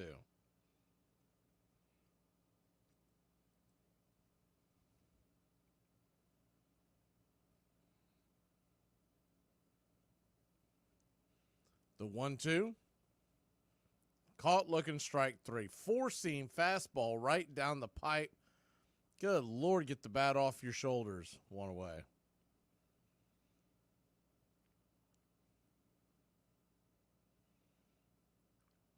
I don't know what he's doing, but you've got to be sitting fastball with 2 strikes and then adjust to the soft stuff. So that'll bring Adam Duvall to the plate. Duvall takes the first pitch way outside wide, 96 miles an hour. It's 1-0. Adam hit 1 out yesterday. 5 home runs on the year, now 13 RBI. 710 OPS, the 1-0. Swing, and that ball's laced down the left field line. That's going to get down for a base hit. Adam Duvall is chugging. He will slide into second base just before the tag, and your Atlanta Braves got 1 on, 1 out. And I was just about to say, I don't understand why Duvall's not hitting higher in the lineup, because when he's been able to hit every day, he's a much better hitter than Kelenic, and I mean arguably Murphy as well. I'm not 100% sure why Murphy's hitting so high until he gets hot. First pitch on the way to Orlando Arcia, swatted foul back behind home plate. Bounced over towards the left-hand batter's box. It's 0-1.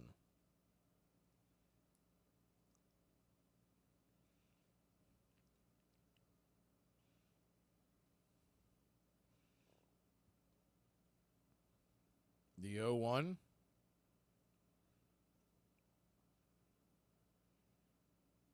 Righty, the pitch on the way. Swing, and that ball's lifted high, but not very deep.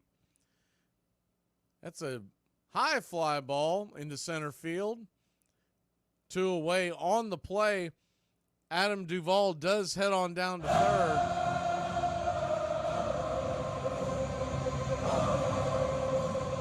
A little bit before the warning tracks, and just enough Duvall with his speed to get in there.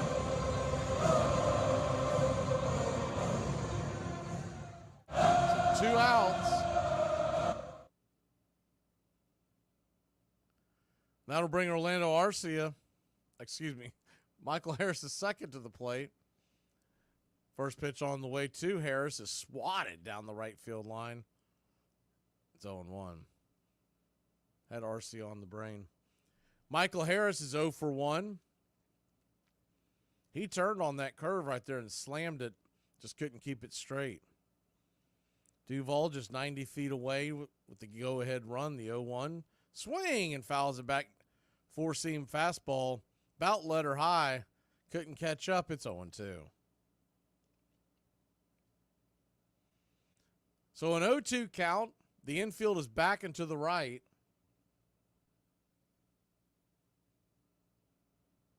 The pitch on the way. Swing and fouls it away. We'll do it again. Irvin, by the way, is at 41 pitches, so he's right on schedule there with 2 outs in the 3rd inning.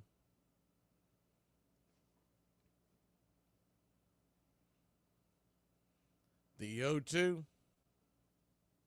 Irvin comes set, lets her go. Swung on and bounced over to second. It's going to be an easy 4-3 put out to end the inning. Adam Duvall gets a double, but they can't get him in. We'll be back in a flash here on Braves Country.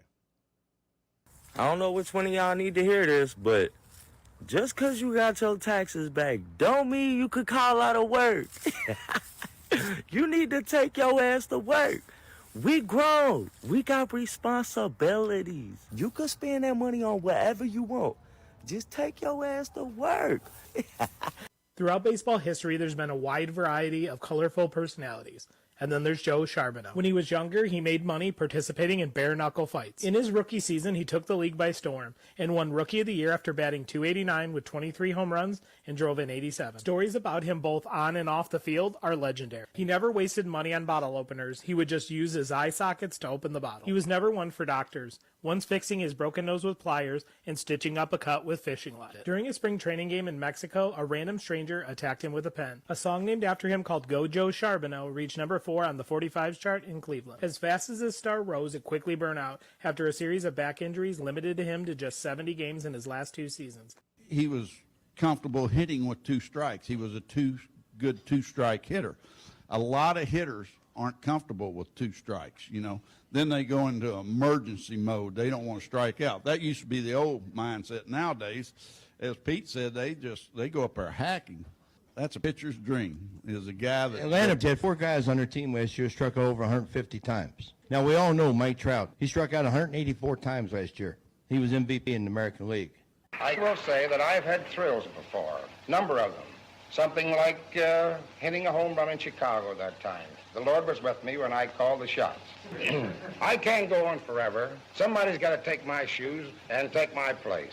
But you can bet your sweet life that I won't play until I drop, but I'll play until I damn near drop. Thank you.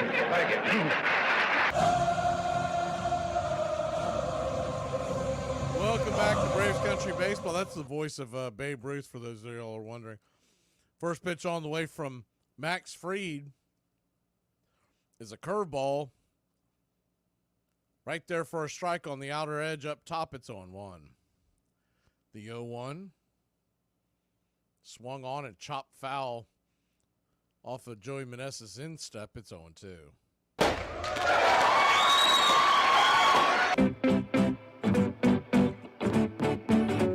Welcome, Dirty Birds, or Birds Be Dirty, to the Country Club via the Goat. The 0-2 pitch, inside, high and inside, 1-2. So a 1-2 count. No, folks have been asking about the Braves Country Radio merchandise. We're expecting it to be here this week. The 1-2 pitch swung on, slammed into left field, and it's a leadoff single for the Nationals here in the top of the 4th.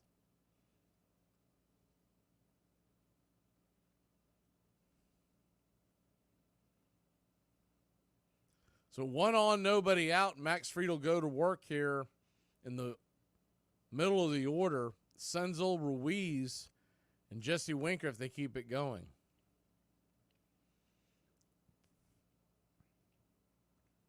Nick Senzel stands in. The first pitch on the way is a 4-seam fastball high and out of the zone. It's 1-0. Your out-of-town scoreboard looks like this. Boston 4-3 over Baltimore in the 6th. Oakland and Tampa are scoreless in the 6th. Minnesota 2-0 over Kansas City in the 2nd. As the 1-0 pitch swung on, grounded over to RC. He fires it over to second. Ozzie flips it over to first. And it was a slow developing play. It's going to be a 6-4 put out, but the runner at first will be safe. Arcia really had no chance of getting that double play, but a great job of getting the lead runner. Pittsburgh and Detroit, they have been postponed, which is a shame. It was a good pitching matchup tonight. I'm assuming it'll be pushed back to tomorrow, maybe a doubleheader I haven't seen, but it's going to be Jared Jones versus Skubal. First pitch on the way from Fried to Ruiz is a fastball high and inside. It's 1-0.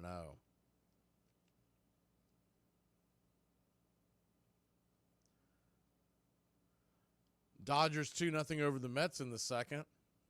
The 1-0. Outside wide changeup misses.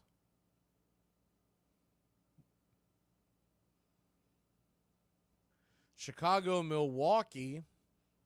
Cubs lead 1-0 in the third. The 2-0. Swing. Pops it up. Foul. Back out of play. 2-1. Cardinals lead the Reds 3-1. That game is in the sixth. Later on tonight, you got Houston and Seattle, Philly, and San Francisco. Wheelers on the mound. Miami is in San Diego. The Yankees are at the Angels.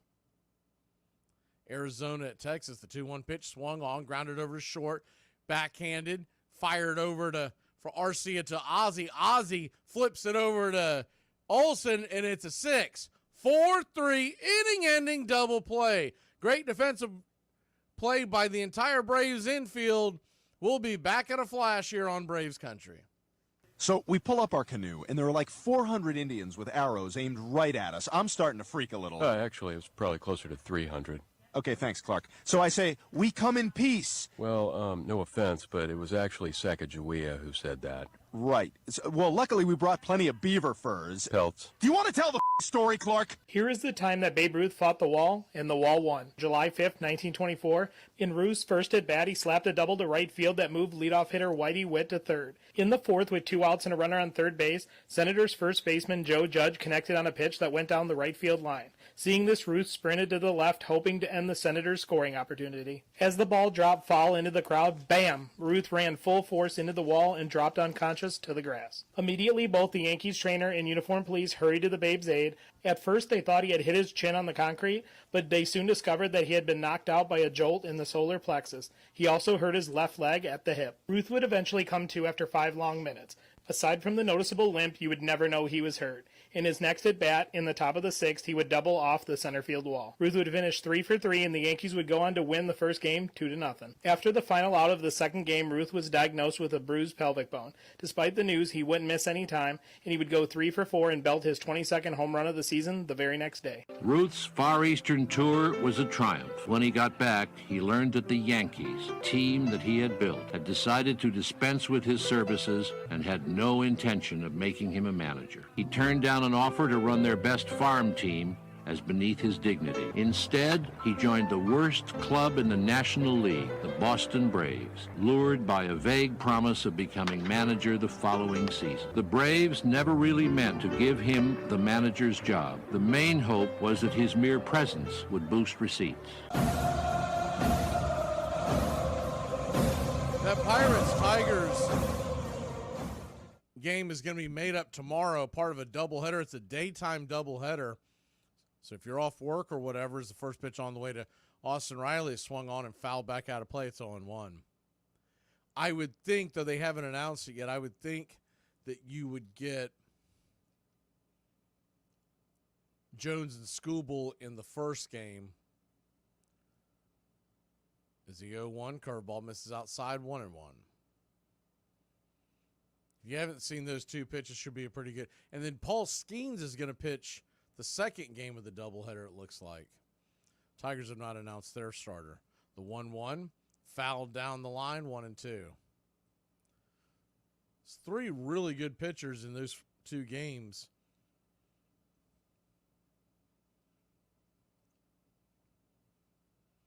So a 1-2 count. The pitch, way outside wide, 2-2. Braves nothing, Nationals nothing. Bottom of the 4th inning.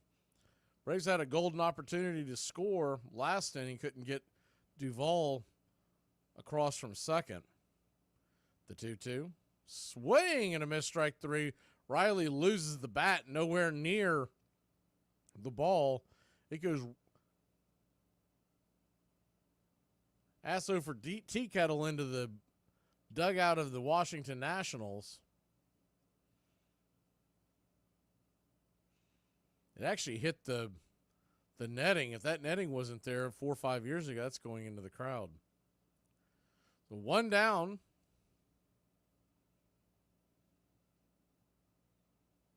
The first pitch on the way to Ozuna is dragged foul down the third base line. It's 0-1. Yes, Skubal may be the leader in the clubhouse right now for American League Cy Young. Of course, we know there's a long way to go.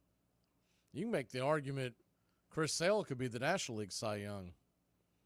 The 0-1's high and out of the zone, 1-1. Not many folks have won a Cy Young in both the National League and American League.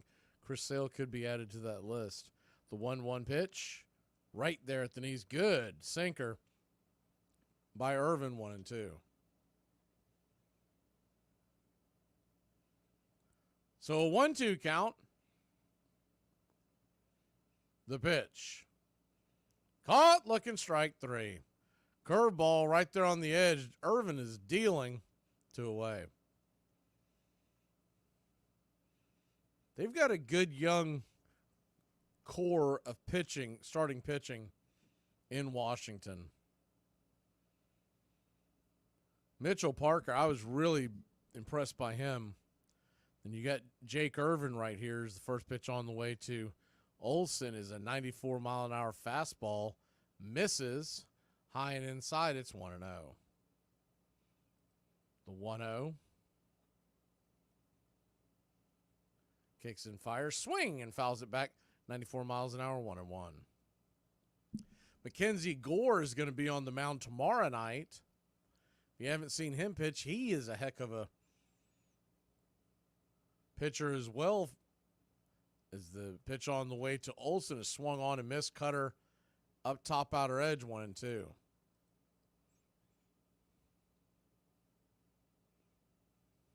And Williams, who pitches Thursday night, he's got a 2.29 ERA. It really is dumbfounding that Washington doesn't have a better record than they do, but their bullpen is the name of the game. The 1-2 pitch swung on, fisted over to shortstop. Abrams has it. And it'll be an L6 to end the inning. 3 up, 3 down. Irvin's cruising in Atlanta. Cutest diner right beside my neighborhood. It's called Waffle House. It goes for this antique chic view, and props to the designers because they definitely made it feel old. The menu had several different breakfast options. I asked the waitress what's her favorite thing. She said Xanax, but I just went ahead and went with the All-Star Special. I asked her what paired best, and she gave me a Mr. Pibb.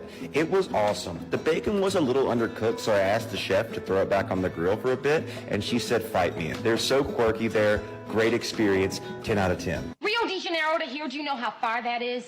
6,842 miles. Well, Look. do you know what kind of mail system they must have? The Brazilian mail system, government run, with an annual budget of 27,485,000 pesetas. How do you know these things? You mean I'm right?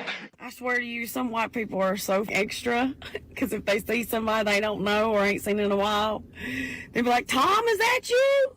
Well, shove a stick up my ass and call me a corn dog. How you been?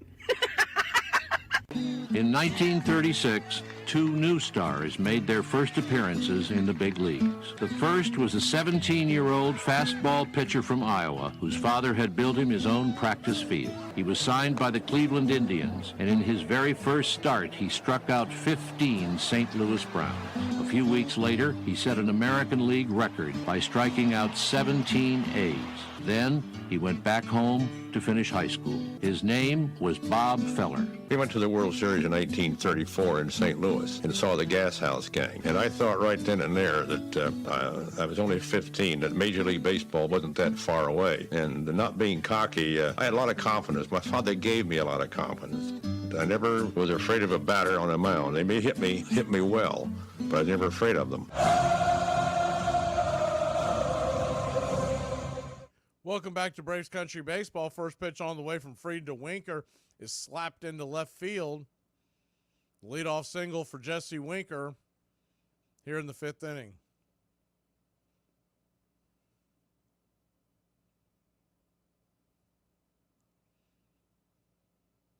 One on and nobody out, and that'll bring Vargas to the plate.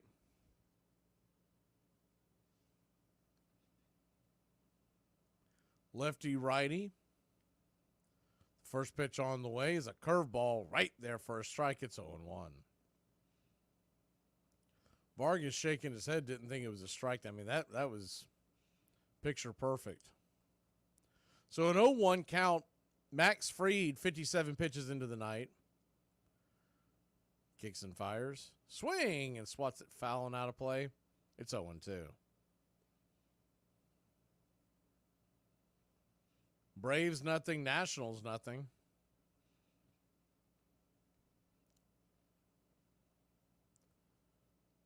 Top of the 5th inning.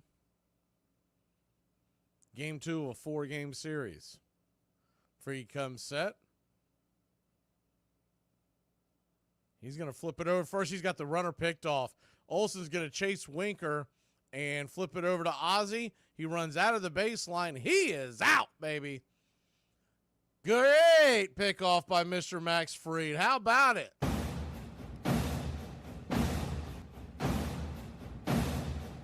Funny thing is, I don't know if Winker was really going. He just got frozen.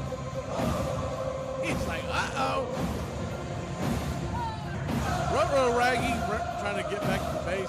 Sometimes you're just like, I got caught with my hand in the cookie. The 0-2 pitch is a changeup off the plate. 1-2. I know it's a broken record, but can we just go ahead and extend Max Fried now? What are we waiting on? The 1-2, high and inside, 2-2. Really is a shame if they let him walk as well. You like to keep one of these guys. The 2-2. Four-seam fastball misses out of the zone, 3-2.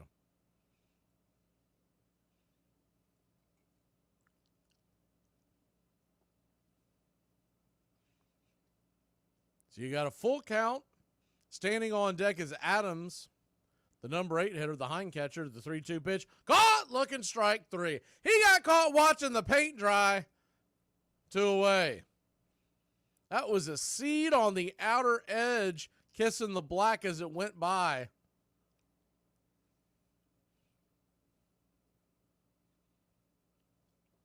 Vargas was trying to will his way to first base. He started to jog down there and jumped up and down when he didn't get the call. First pitch on the way to Adams is swung on and fouled back out of play. It's 0-1.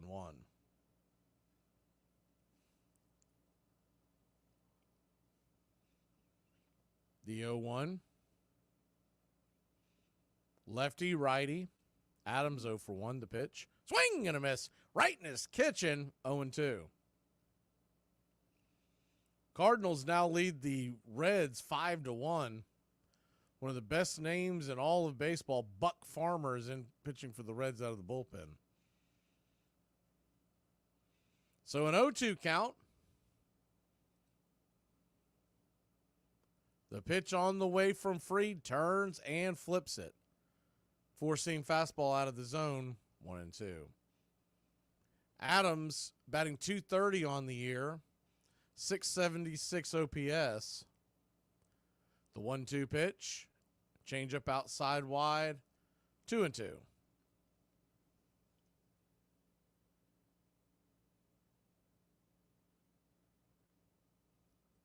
So a 2-2 count. Rocks and fires. Curveball in the dirt. Did he go around? They're going to say he held up. That was a close one, but he got the call. So a full count now. You got the number 9 hitter, Young. You'd love to get Adams here to start the inning off with the number 9 hitter next inning. The payoff pitch from Max. Caught, looking, strike 3. Number 5 on the night, baby. We'll be back in a flash. Ozzie Albies leads us off.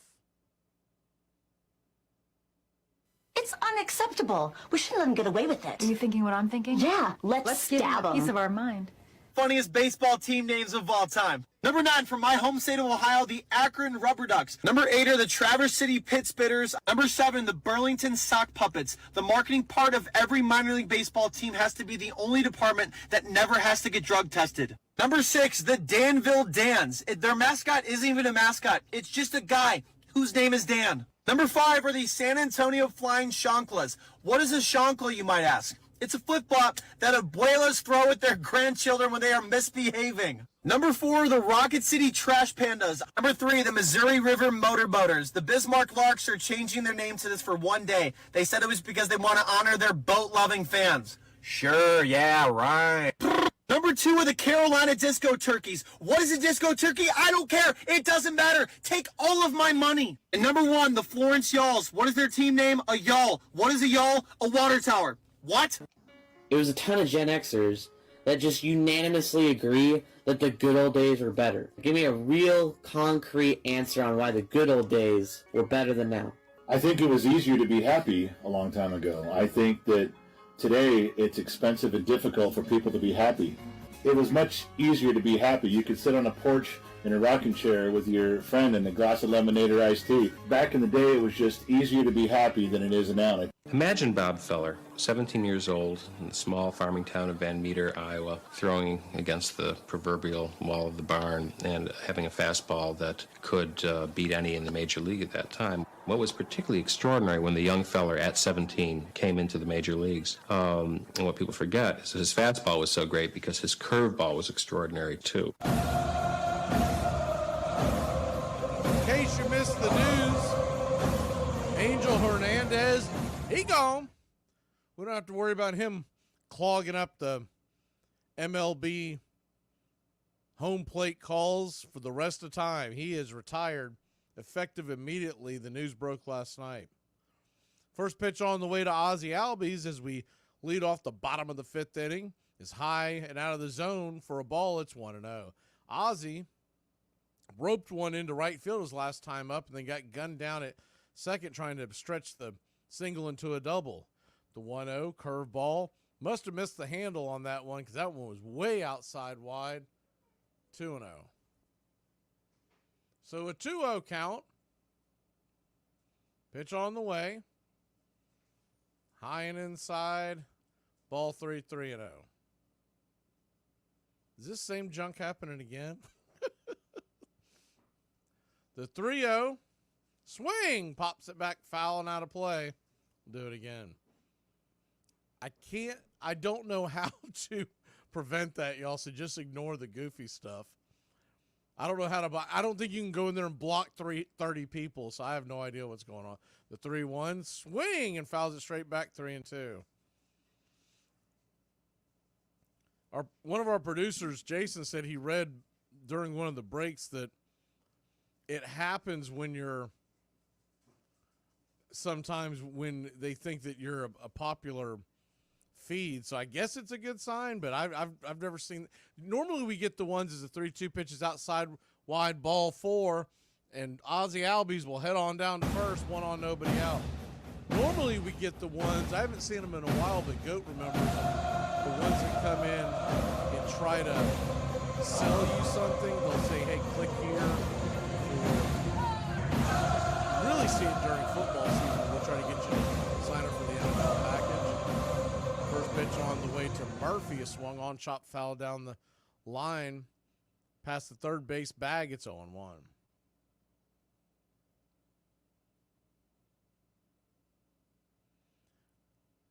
Yeah, JC, there's just not a lot I can do about that. When I saw him fly, so I have a TV screen that I can see y'all's comments, and I just saw it rifling like it was out of control. I saw it just. I was like, never mind. I give up. Yeah, I agree with you, John. If that's happening, I guess somebody either A, someone's just screwing with us, or B, they think that we're I don't know. The 0-1, outside wide 0-2. I know over the last few years we've blocked a lot of those ones that come in and try to get you to, it's clickbait. They try to get you to click on see NFL exclusive content right here or whatever. The 0-2 pitch to Murphy. Swing, and that ball's going to get dribbled over to short. It's going to be a 6, 4, 3 double play. Murphy does not run well, and the moment that ball hit the ground, you knew that was going to kill the rally. So 2 down. Once again, I don't understand why they're putting Murphy up that high in the lineup until he gets, when Murphy's hot, yeah, you put him up there. But when he's cold, you got to put him down lower in the lineup. First pitch on the way to Kelnick is swung on, chopped foul, back behind home plate. It's 0-1. I mean, if you, for instance, if you just took Murphy and put him down to the 8 slot as the 0-1, slice foul and out of play, it's 0-2. You would have Kelnick following Ozzie, or for that matter, I think I would prefer Duvall. But Kelnick and Duvall, or Duvall and Kelnick, however you want to do it.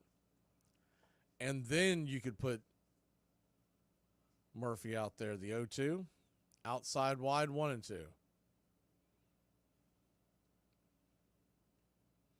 Unfortunately, Snicker doesn't make his lineup. It's the Braves brass. They've got a whole team.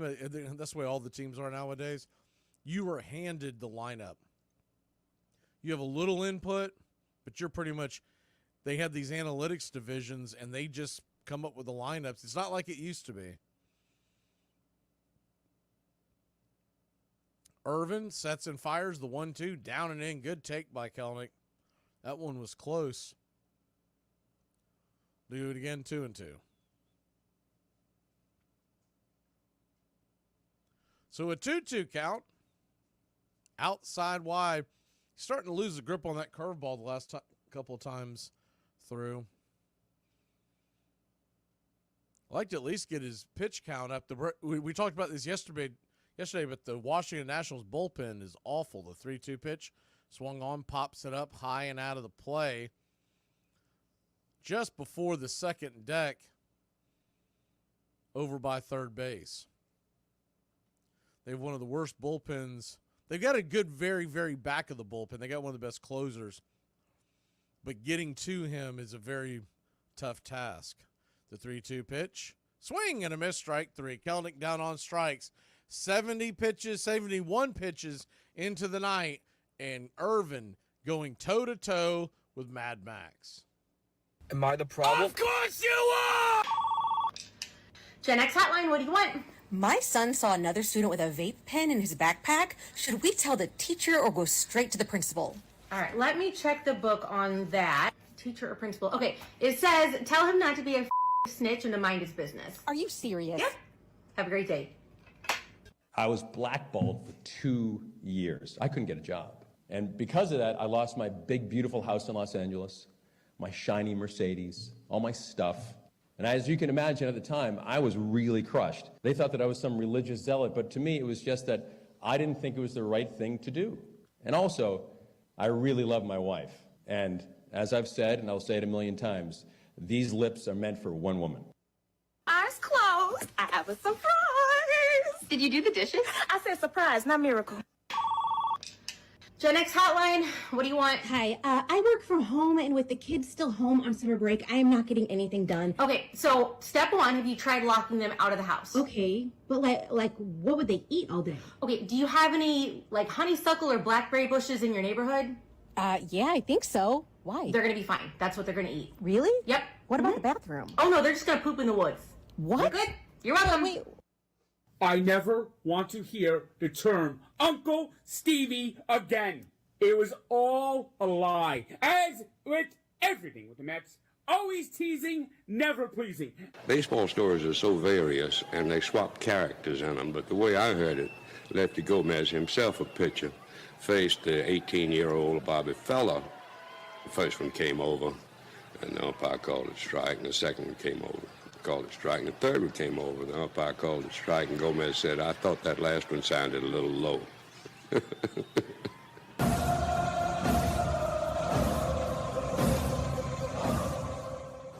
Welcome back to Braves Country Baseball. Atlanta Braves. Washington Nationals, nothing. Your score. The first pitch to Young is a strike. It's 0-1. Young, the number 9 hitter, the center fielder, takes the 0-1 high and outside, 1-1. So a 1-1 count. Fried kicks and fires off the edge. Changeup misses, 2-1. Standing on deck is the leadoff hitter, Abrams. The 2-1 from Max. Swing, and that ball's lifted into right field. Making the sliding catch is Duvall, one away. Great defensive play by Adam Duvall.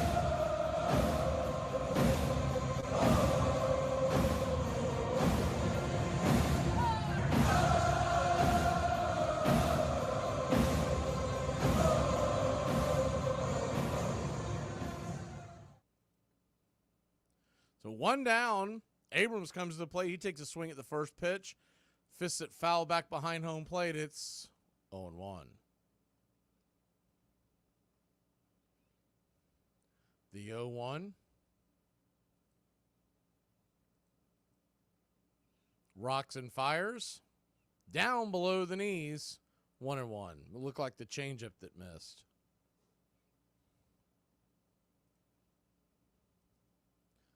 So a 1-1 count. Fried, the 75th of the night. Swing, and that ball's rifled into right field again. It takes a funny hop and goes right to Duvall, so Abrams will stay at first. It's a 1-out single here in the top of the 6th.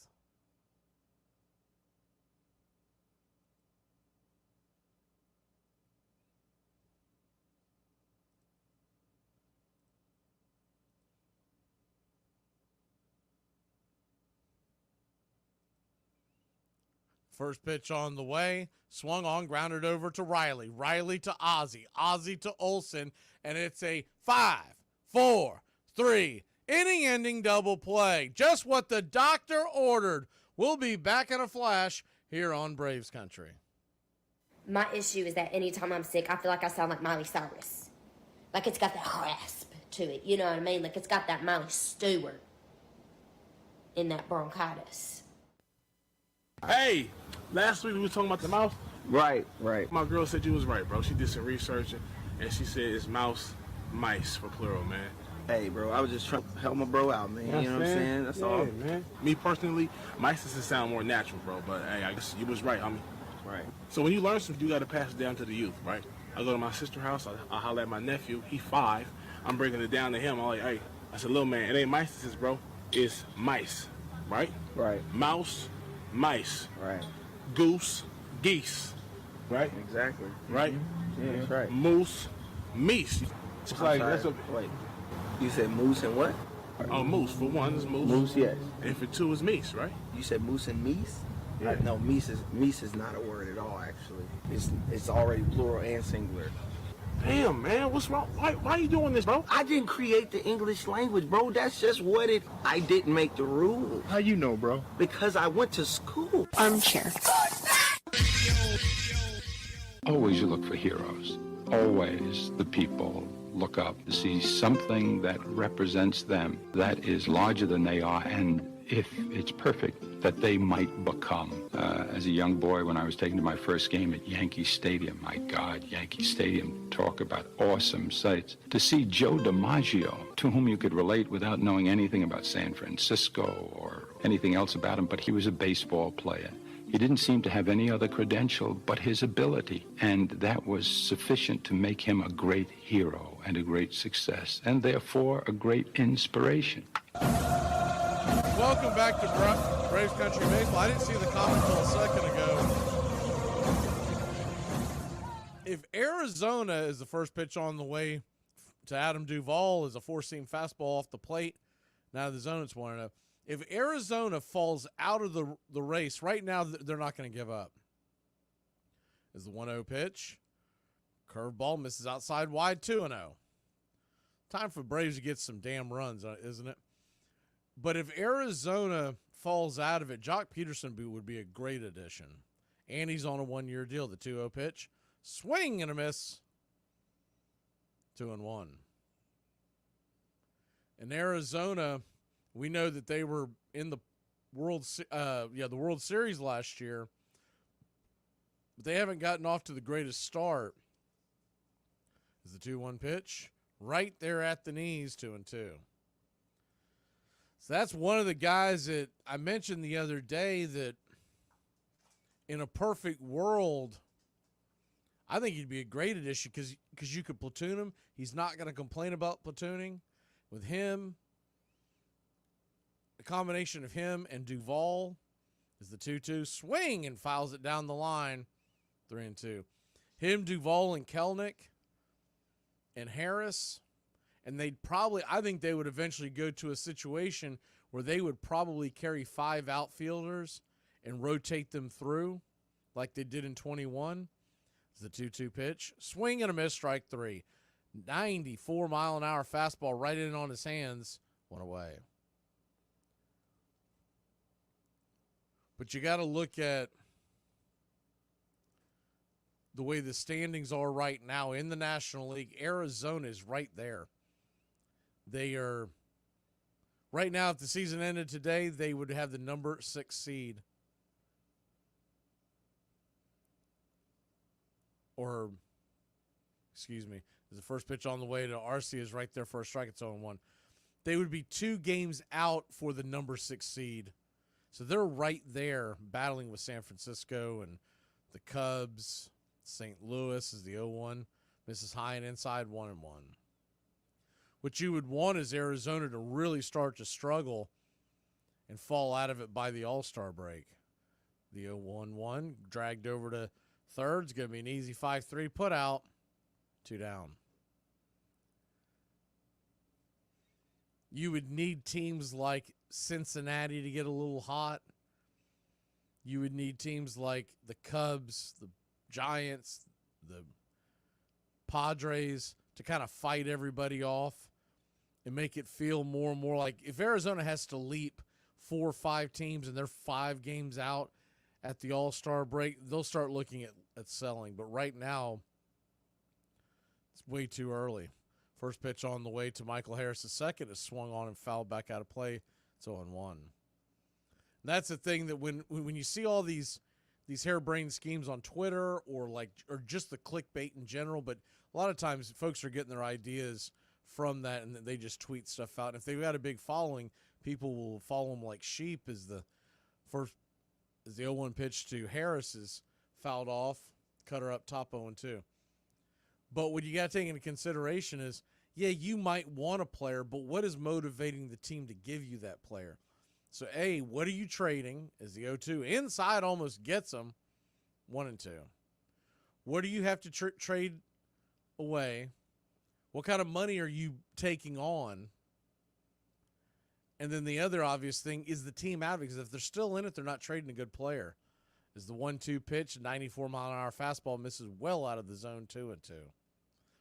So that's why that list that I came up with, and it was just a quick list. I'll probably work on it more tomorrow. We'll talk about it tomorrow night. But the list that I was coming up with is just guys that, as the 2-2 curveball misses outside, ball 3-2. I was looking at guys that they could get early on to help. And you're really looking at teams that are at the bottom of the pack right now. The 3-2 pitch, outside wide, ball 4. So a good job by Michael Harris, the second, to keep fighting. He works his way aboard. Austin Riley comes to the plate. The Mets and Marlins aren't realistic because anyone on their roster, you don't tend to see early trades in your division. But a team like Colorado is the first pitch on the way to Austin Riley's outside wide for a ball, 1-0. Could they get an aging veteran who's at the end like a is the 1-0, righty.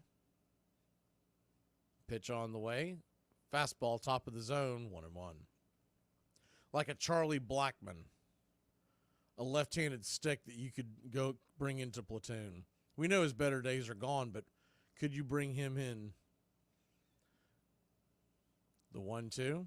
Or, excuse me, 1-1? Turns around and flips it over to first. Harris had a pretty good lead over there. He's back underneath before they can tag him. The obvious answers are the White Sox, the Angels, the A's. They're all flailing. Toronto. But it's who would fit in there. Remember, Kevin Pillar is out with the Angels right now. Is the 1-1 is tap foul back behind home plate 1-2. None of these guys I'm mentioning are going to be some big, great trade that's going to turn things around. But it could be a placeholder before you get to the trade deadline where more teams get motivated to trade. And nowadays, it's harder as the 1-2 pitch. Swing and a miss, strike three. That'll end the inning. Fastball blew it right by Riley. Harris was moving, would have had it stolen. That pitch was out of the zone. We'll be back in a flash. So there's a 99% chance I might end up on the watch list after this, but I don't give a damn. Look at this. So I found this missing dog. Don't worry, I'm going to return him. I'm not totally crazy. But he's going hiking with me first, and I don't give a damn. I don't give a damn. It's been my dream to have a husky. Let me have my moment. Gen X hotline, what do you want? My kids are saying they're bored. What do I do? Okay, kids are bored. Yes, okay, so tell them to go play in traffic. But they're not allowed in the street. Have a good day. What? Armchair. Look, I am a 10. I mean, I might be like 2 5s being held together by like and giggles and stuff, but I'm a 10. Perspective. Hello. Don't matter how you got to the 10, it's still 10. Here's what you do, okay?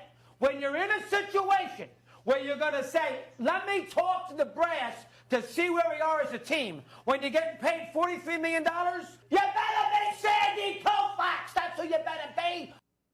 On the evening of May 24th, 1935, Larry McPhail, general manager of the Cincinnati Reds, arranged for President Franklin D. Roosevelt to push a button in the White House that lit up Crosley Field in Cincinnati for a game between the Reds and the Philadelphia Phillies.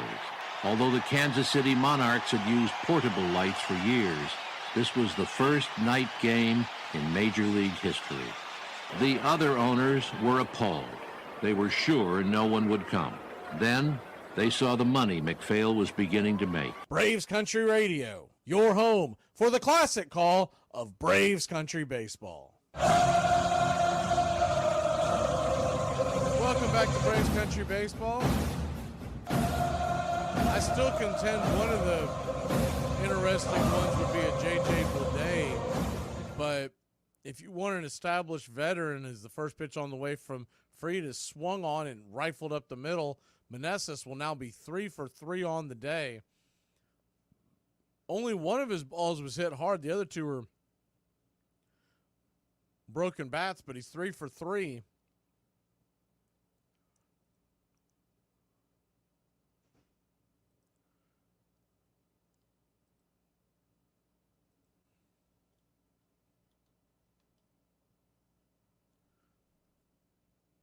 So 1 on, nobody out, top of the 7th inning. The first pitch on the way is a curveball down and in to Senzel.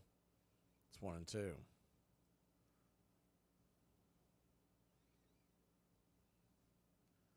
The 1-2, or 1-0, excuse me. Senzel 1 for 2. The pitch. Changeup misses down, 2-0.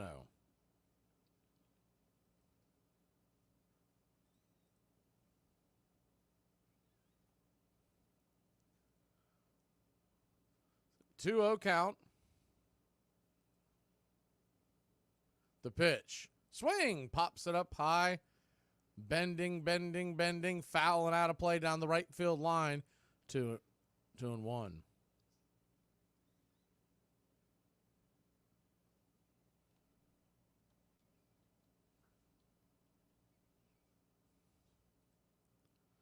Braves nothing. Nationals nothing. Top of the 7th inning. The 2-1 swung on and hit up the middle. Ozzie to Arcia to Olsen. 4-6-3 double play. Rally killer. How about that? We've had a couple of picture-perfect ones today.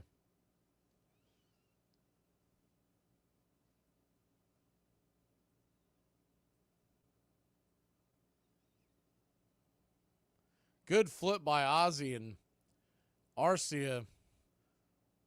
I don't think anybody does it better than him. When he tags that bag and fires it to first, just one fluid motion. The first pitch on the way from Fried to Ruiz is outside wide for a ball. It's 1-0. The 1-0. Kicks and fires. Misses outside wide. 2-0. They talked about the Randy Arozarena today, and it's just, it doesn't make any sense. Like, where are you going to put him? And he has 3 years left, and getting paid $24 million is what is what is being assumed on his deals. The 2-0 foul, back 2-1. So I just have to put that out of the. It's just not feasible.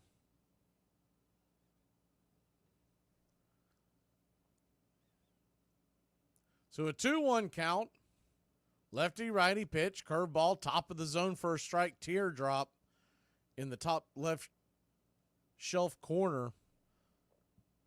2-2. Kevin Kiermaier is probably one that they'll kick the tires on, but man, he just hasn't hit. The 2-2 swung on, laced over to first. Olsen will hit Fried on the run, tagging the bag, and Max Fried, pretty low pitch total. He may be out there for the 8th. Get up and stretch, Braves country. All right. I can't see you. Let me hear you. A 1, a 2, a 3. We out to the ball game. Hey, we out to the night. Find me some peanuts, Cracker Jack.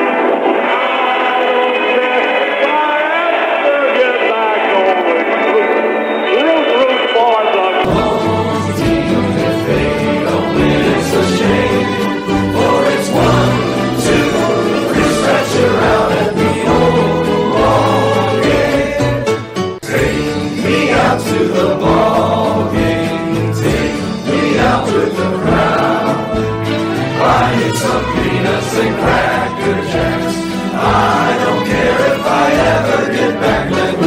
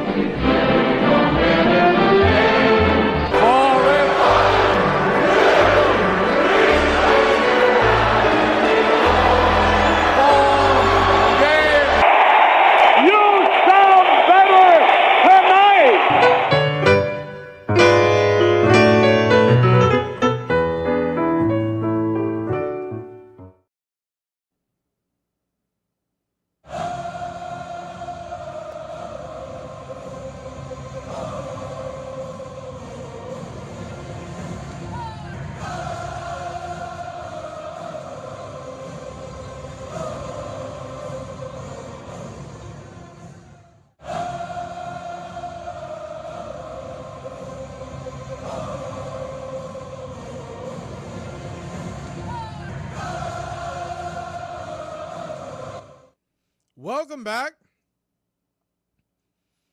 Braves will see a new pitcher, Jacob Barnes. The right-hander throws the first pitch off the edge, misses the plate, called for a strike.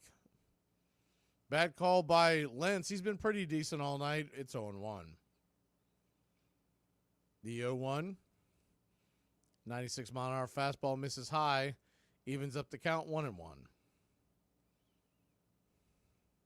Braves nothing, Nationals nothing. You can take this almost as a semi-victory. A, Irvin's finally out as the 1-1 pitch is down and away 2-1. B, we've only had 2 hits. They have had 7, and we're tied up. The 2-1 pitch, swing and a miss, came out of his shoes on that cutter. 2-1. So Kevin Kiermaier could be someone that they could bring in for the short term, mainly because he can play all over the infield. He's really known for a Gold Glove. He's hitting 226 this year. Nothing special. The 2-2 pitch swung on, and that ball is belted. Going back, back, back. Zip, boom, bam, it's gone. Ram-a-lamma, ding-dong, a solo shot to Atlanta Braves. Won the Nationals nothing. 413 happy feet. His 16th of the year. The Atlanta Braves MVP goes yard once again. And number 20 puts number 16 into the left field seats. 48 RBIs. 413 happy feet, 107 miles an hour off the bat. And ba-boom, 1-0. First pitch on the way to Olsen is a fastball top of the zone, misses high, it's 1-0. Talked about this bullpen of the Nationals that ranks near the bottom of all of Major League Baseball. Now, this kid that's pitching right now, Barnes, is the 0-1 swing and a miss right there for a strike. It's 0-2. He's actually got pretty good numbers. Jacob Barnes, 34 years old, is the 0-2. Swung on. That ball is swatted into left field. That's going to get down for a base hit. And the Ice House keeps it rolling. One on, nobody out. And the Wiz step into the dish. Barnes came into the game 14 appearances with a 2.93 ERA. Now, with that being said, he has a career 4.66 ERA. So take that for what it's worth in a 1.38 whip. So he's really been pitching above his pay grade until this inning. First pitch on the way to Ozzie is slapped foul off the plate. It's 0-1.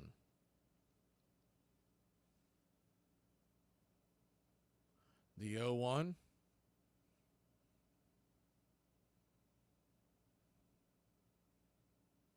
Once again, Max Fried, I think he was at 85 pitches. So he's probably coming out for the 8th. The 0-1 down and in. 1-1. You might as well, with not getting a day off until next week on Monday, you want to try to preserve that bullpen if you can. 85 pitches, there's no reason why Free can't go back out there. The 1-1 pitch, down and in, 2-1. Time to get us some breathing room here. One run. That could be gone in a blink of an eye. Runner on first, nobody out. Open stance from the left side from Ozzie, who is 1 for 1 with a single and a walk. The 2-1 pitch, swing, and chops it foul down the first base side. 2-2.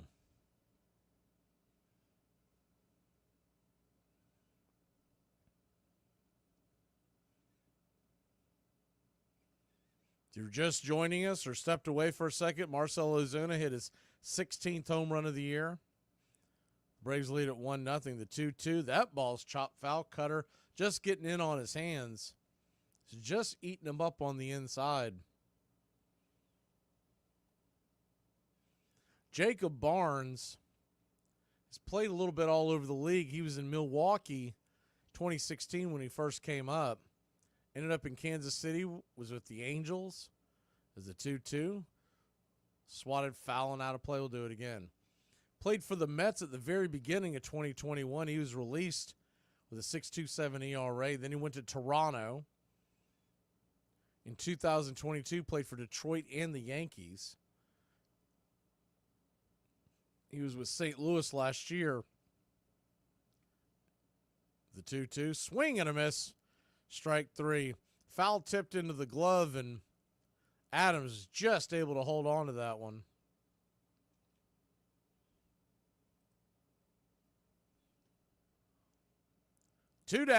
One down, excuse me. Sean Murphy will come to the plate.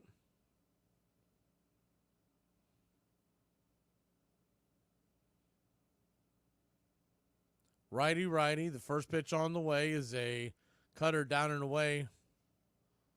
1-0. Austin Riley and Sean Murphy just coming back. Murphy had not played since opening day, where he was 0 for 3. He's got one hit on the year so far. The 1-0 swatted into right field. That's going to get down for a base hit. Just out of the reach of the right fielder, Thomas, who was drifting over there trying to make the catch. The Ice House will go first to third. We got runners on the corners with one out. Good piece of hitting there by Murphy. He's hitting the ball the other way. That really is his strength. If he gets around on one and can keep it in the air, when he struggles, from what I've seen of him, it's those ground balls that he pulls, and with his speed or lack thereof, they're going to go out there and talk to him real quick. It turns into double plays usually. It's about that time to turn back time on this date in 1918. Bullet Joe Bush. What a great name. That's why I picked this one out. Bullet Joe Bush hurls a one-hitter against the White Sox and drives in the only run of the Boston Red Sox victory at Fenway Park. This is even better. Happy Felsch throwing his bat at a ball in a hit-and-run play is the only hit Chicago gets that night off of the Boston right-hander. So Happy Felsch breaks up Bullet Joe Bush's no-hitter, but Bullet Joe Bush had the only RBI of the game. That was in 1918. So that'll bring Jared Kelenic to the plate. Runners on the corners. The first pitch, swing and a miss. Cutter over the top. It's 0-1. Braves 1, Nationals nothing. You'd like at least get a fly ball here to get Olsen in. Got a slow runner at first. Speed at the plate. The 0-1. High and inside. Cutter misses. 1-1. Standing on deck is Duvall. Arcia is in the hole. Braves lead it 1-0. Righty, lefty, the pitch. Swing, and that ball's lifted into left field. That's going to get caught. Here comes the throw from Winker. He'll fire it towards home, but Matt Olson will come in standing up, and your Atlanta Braves 2, Washington nothing. Kelenic slapping hands as he hits the dugout. As everybody knows, he got it done, baby. That's how you play baseball. Get them on, get them over, get them in.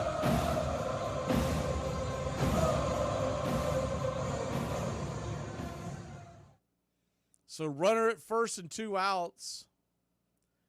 Duvall comes to the plate. First pitch on the way to Adam is swung on and grounded hard down the left field line. Foul. It's 0-1. That was just foul. If that just a few inches over, Murphy would have made it all the way to second. Duvall would be running up his back. That's another reason why I'd prefer to have Murphy behind all these guys and just be in front of Arcia, because Arcia is slow as well. The 0-1, righty. Pitch on the way. Swing, and that ball's popped up high down the right field side. Will it stay in play? Giving chase is Winker, just out of play, about 3 or 4 rows back. Young kid with a Acuna jersey has himself a souvenir. It's 0-2. I think I said Winker. I meant Thomas. So an 0-2 count. Barnes about to throw his 23rd pitch of the inning. The pitch. Down and away, 1-2.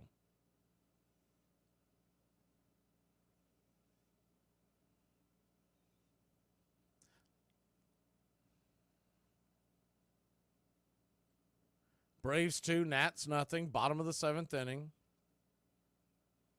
The 1-2 pitch. Swing and a miss, strike 3, and that'll end the inning. But not for your Atlanta Braves. put 2 on the board. We head to the 8th, clinging to a 2-run lead. Big Zoo, baby.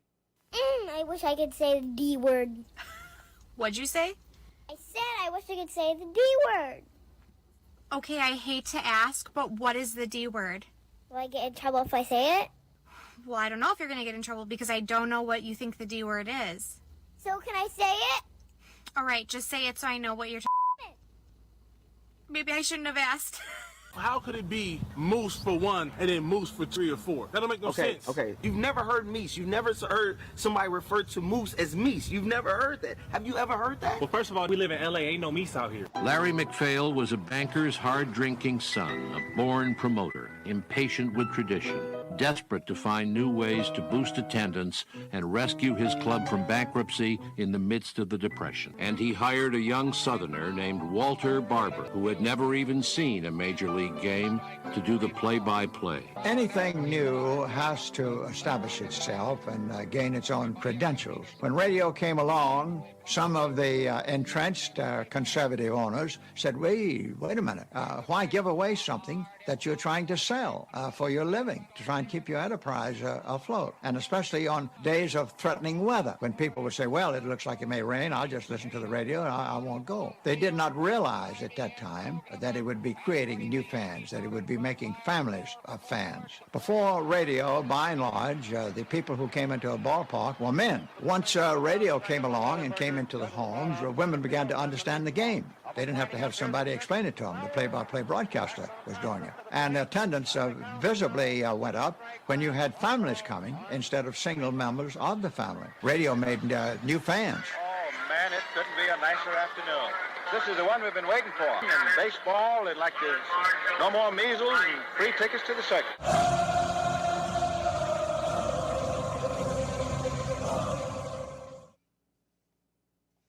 Welcome back to Braves Country Baseball. That clip there at the end, that is a sign of those times where you hear the baseball announcer say, going to a game is like no more measles and free tickets to the circus. Two things that are very outdated at this point. First pitch on the way from Max Fried to Jesse Winker here in inning number 8 is a teardrop curveball right there at the knees. It's 0-1. The 0-1, lefty, swing, chops that foul. 0-2.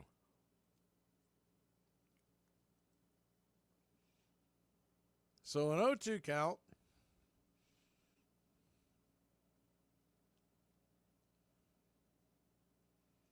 Lefty, the pitch on the way.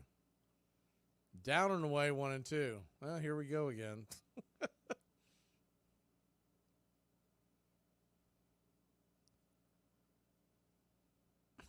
I don't know what that is. That is so wild.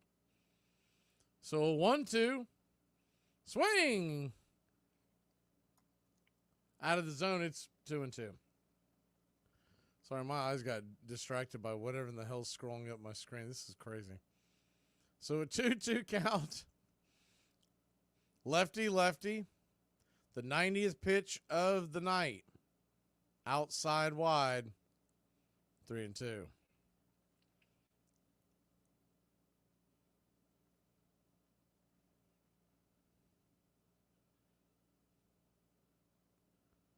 Braves 2, Nationals nothing. The payoff pitch, swung on, chopped foul down the line. You wonder how long they'll go with Max. If he lets a runner on, do they go to the bullpen at that point? He's at 92 pitches, and he is scattered.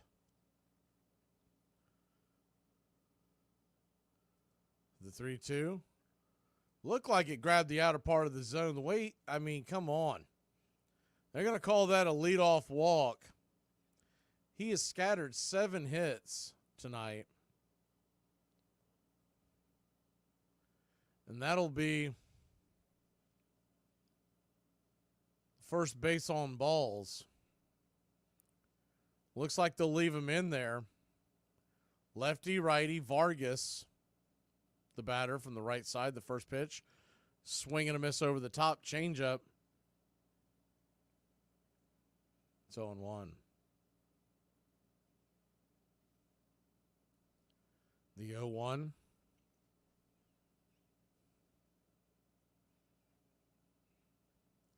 Kicks and fires. Swing, and that ball is laced over to short. Making the catch is the Magic Kingdom. Orlando Arcia, one away.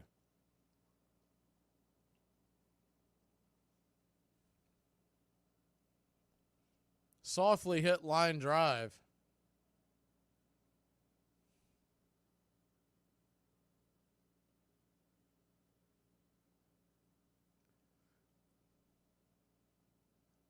First pitch on the way is a four-seam fastball up and in. 1-0.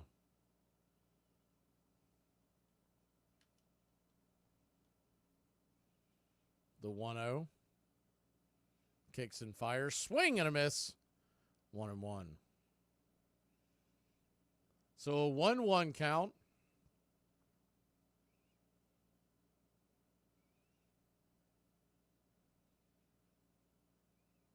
One on, one out. The pitch. Swing and a miss. Change up over the top. It's 1-2.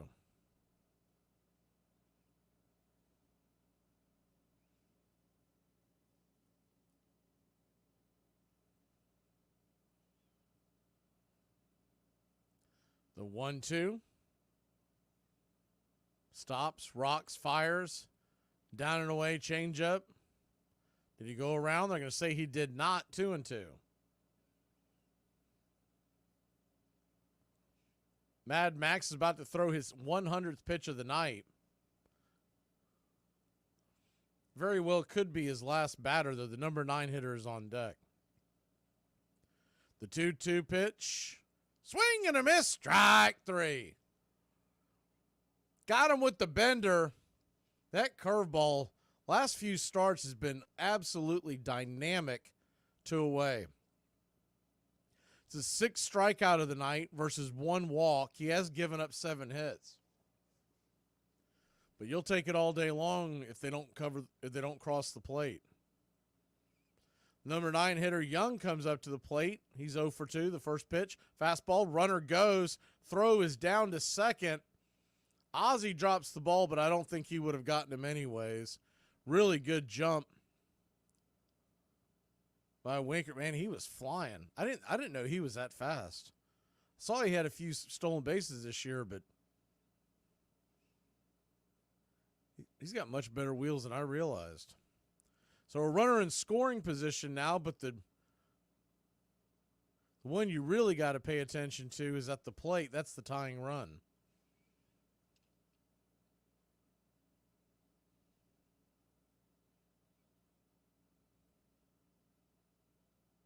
Braves 2, Nationals nothing. Top of the 8th inning. The pitch. Outside wide, 2-0.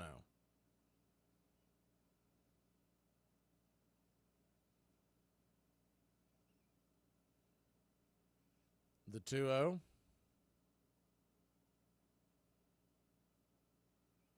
Kicks and fires. Swing and grounded up the middle, but Arcia's got it. The vacuum fires it over to first.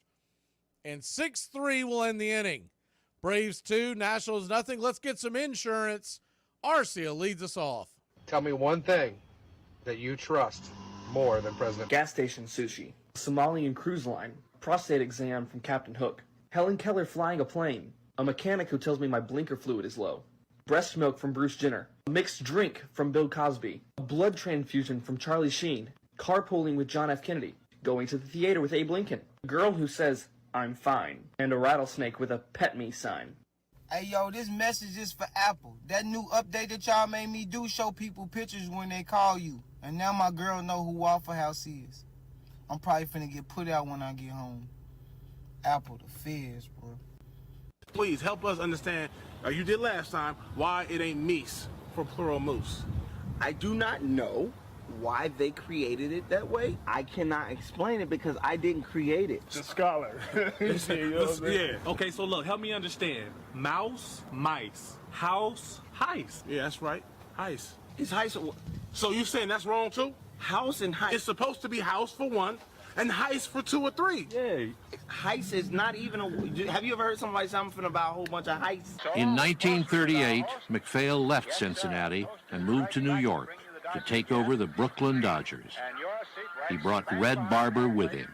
No one ever came up with the expressions that Red Barber had. And so what he brought to New York, to the metropolitan area, was that country flavor that they were not familiar with at all. And so he became part of the language. I mean, there were just a million of them. Suddenly say, I wonder what that looks like when somebody leaps up against the wall or dives headfirst into second or bowls over the catcher.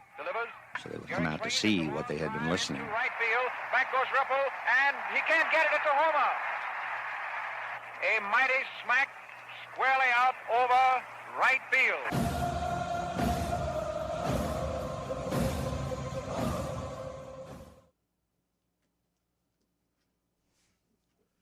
Welcome back to Braves Country Baseball. First pitch on the way to Arcia. It's a curveball high and out of the zone. It's 1-0. The 1-0 swung on and lifted into right field. Should be an easy, lazy fly ball. It is. Making the catch is Lane Thomas, 1 down.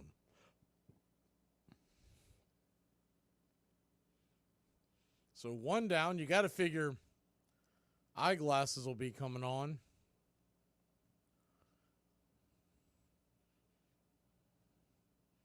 A, we haven't had a chance to use them in a while. And B, Max Fried's up over 100 pitches. The first pitch on the way to Harris is 95-mile-an-hour fastball. Just off the edge, called for a strike. It's 0-1. Now, that was a strike, but the one that walked the batter in the 8th was a ball, and they were basically the same place. The 0-1, high and out of the zone, 1-1. Derek Law is back out there. We saw him last night, and the Braves tagged him for a few runs. The 1-1 is chopped foul, 1-2. Law, 33-year-old out of Pittsburgh, Pennsylvania.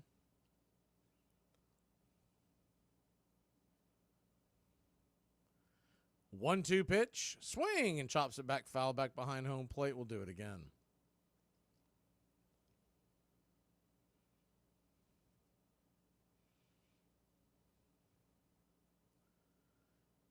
So a 1-2 count. Pitch in the dirt, evens up the count 2-2.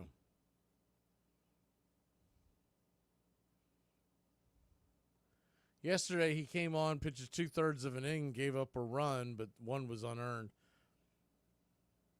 The 2-2, high and out of the zone. Full count. So a full count to Harris. Nobody on, 1 out, the payoff pitch. Down below the knees, ball 4. Money Mike will head on down to first.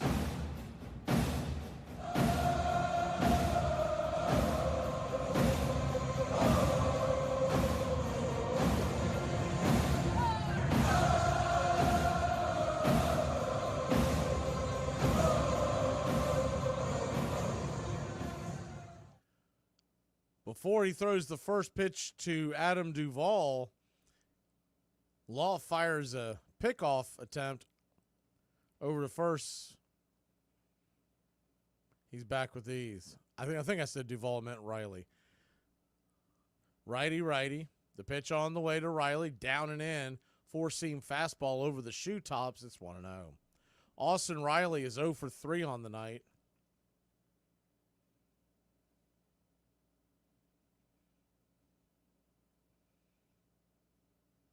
He was just starting to swing the bat well before he went on the IL, so there's no telling how long it'll take for him to get back to normal. The 1-0 inside almost gets him, and Michael Harris II is going to take off, and he'll have second base with ease. It won't be a stolen base. It'll be a pass ball on the catcher.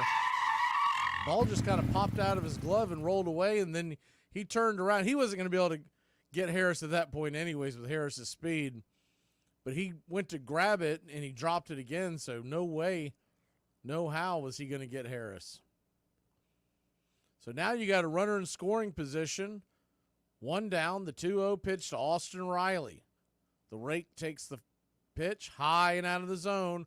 Ball 3. Standing on deck is the Big Zoo, who's already gone yard. They got the scoring started in the last inning. The 3-0. Outside, high and wide, but they gave him the strike, 3-1. So a 3-1 count. Riley batting .234, the .676 OPS. Righty-righty matchup. The pitch. Swing and pops it back, foul out of play. Dodgers lead the Mets 3-0.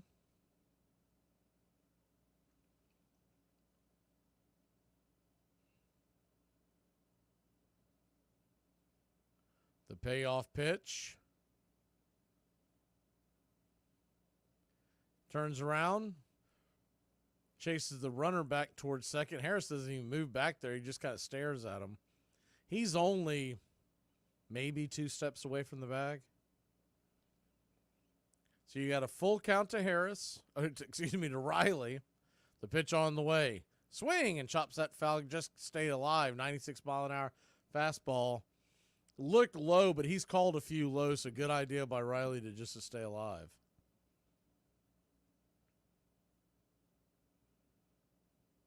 Braves 2, Nats 0. Bottom of the 8th inning. The payoff pitch. Swing, and that ball's hit hard on the ground, but right at short. Abrams has it, throws it to first in the dirt, but a good backhanded stab by Meneses. 2 away.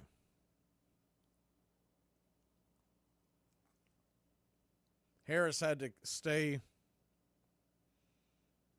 at second base with the ball being hit to the left side of the infield. So 2 down. Marcell Ozuna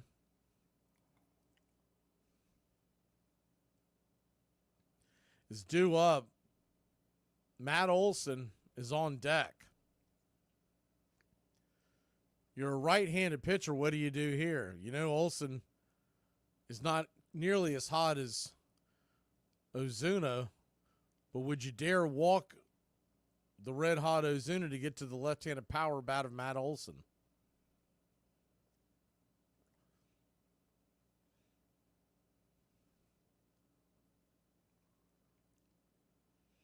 Looks like they will pitch to Ozuna, but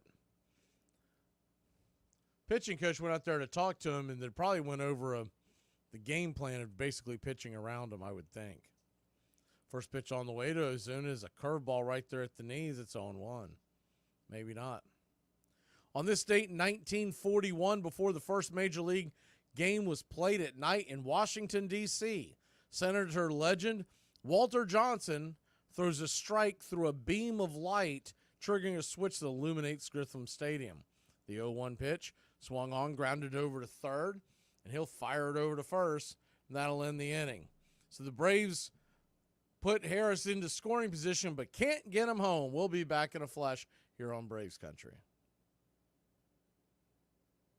Mouse, mice, right? House, heist. It makes sense, man. You right, No, bro. you all are making up words. These words you've never heard. Like, just because it rhymes doesn't make it a word.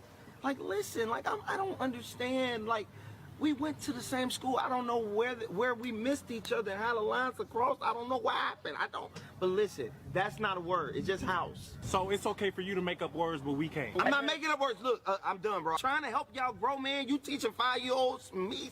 I'm scared for our future.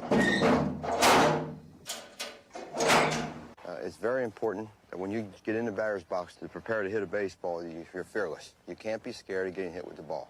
If you're scared of getting hit with the ball, if you're back on your heels and the scout's watching in the stands, he's going to put a big X down by your name. It means you have no chance of ever becoming a baseball player. So don't be scared of getting hit with the ball. Look at it like this. If you get hit with the ball, you get to go to first base. That makes it faster to get around the home and score a run. So we're not scared. We're in the batter's box. Now, the next thing, we got to get a stance that feels comfortable to us. Don't try to copy my stance, or don't copy George Brett's stance or Wade Boggs' stance or Mike Schmidt's stance. Get the stance that's comfortable to you. I just happen to have a stance that's pretty well spread out because I I hit off my back foot. And don't worry about how you stand or how you look. And I don't hit the ball on the plate. If I hit it over the plate, that's a foul ball. So you hit the ball out in front of the plate, 8 inches out in front of the plate. You have to hit the ball out in front in order to hit it fair ball. My first memory of baseball is radio, listening on the car radio to Red Barber talking from Ebbets Field in Brooklyn. My father wanted to know how the games were going on. He was following Brooklyn. My mother and I was an only child, driving in the car, began to listen, I suppose, out of self-defense. And both of us, at about the same time, my mother and I, became caught up in the drama of the game. DiMaggio swinging at the whistling line, drive to left center field. It's a base hit. It's taken on the second hop. Welcome back to Braves Country Baseball. Raziel Iglesias is stepping in. Try to slam this door shut. First pitch on the way is a bunt foul by the leadoff hitter, Abrams, in between home and third. It's 0-1. The top of the order due up for the Nationals: Abrams, Thomas, Meneses.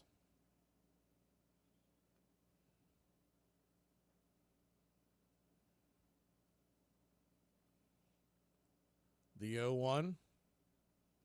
Righty-lefty pitch. 97-mile-an-hour fastball right there for a strike.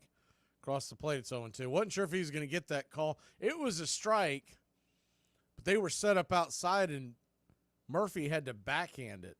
The 0-2. Swing, and that ball's laced into the glove of Ozzie Albies. One away.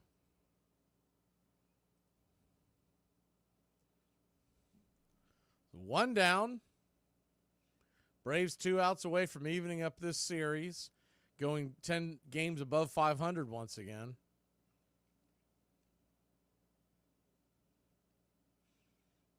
First pitch on the way is a slider off the edge to Lane Thomas. It's 0-1. Now that they've gotten rid of Angel Hernandez, C.B. Buckner needs to be the next one. The 1-0 right there at the knees, 1-1. There's a couple others I could do without, but C.B. Buckner is the worst right now. The 1-1 inside. Sinker at 97 miles an hour. About got him in the rib cage. I don't know how he got out of the way of that one. So a 2-1 count. Nobody on the pitch. Swing and chops that foul back behind home plate, 2-2.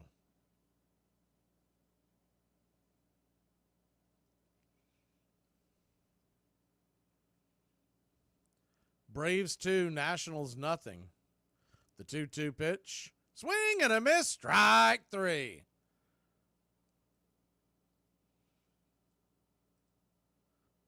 A swing and strike in the second out of the inning. The Braves were 1 out away from getting out of this. It's good to see a great outing was not wasted on Max Fried.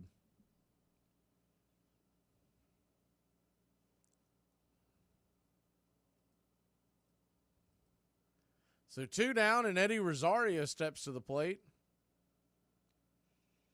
Rosario batting just 174, but he does have 7 home runs, 6 in the month of May. The first pitch, swatted foul down the line. It's 0-1. One thing we know about Eddie Rosario, when he gets hot, he can get scorching. And that's what he is right now in the month of May. His overall numbers look terrible, but he's been smoking hot in the month of May. The 0-1. Swung on and sliced foul down the left field line, out of play. So the Washington Nationals are now down to their final strike. Braves 2, Washington nothing. The pitch. Swing and a miss. Strike 3. Braves win. Braves win. Your Atlanta Braves win. Whiskey for my men, beer for my horses. And they're doing the gritty out in the outfield. Even bloopers getting into it. Braves win a tough one, 2-0. We're going to step away for a second and be back in a flash. Let's get ready for the postgame show.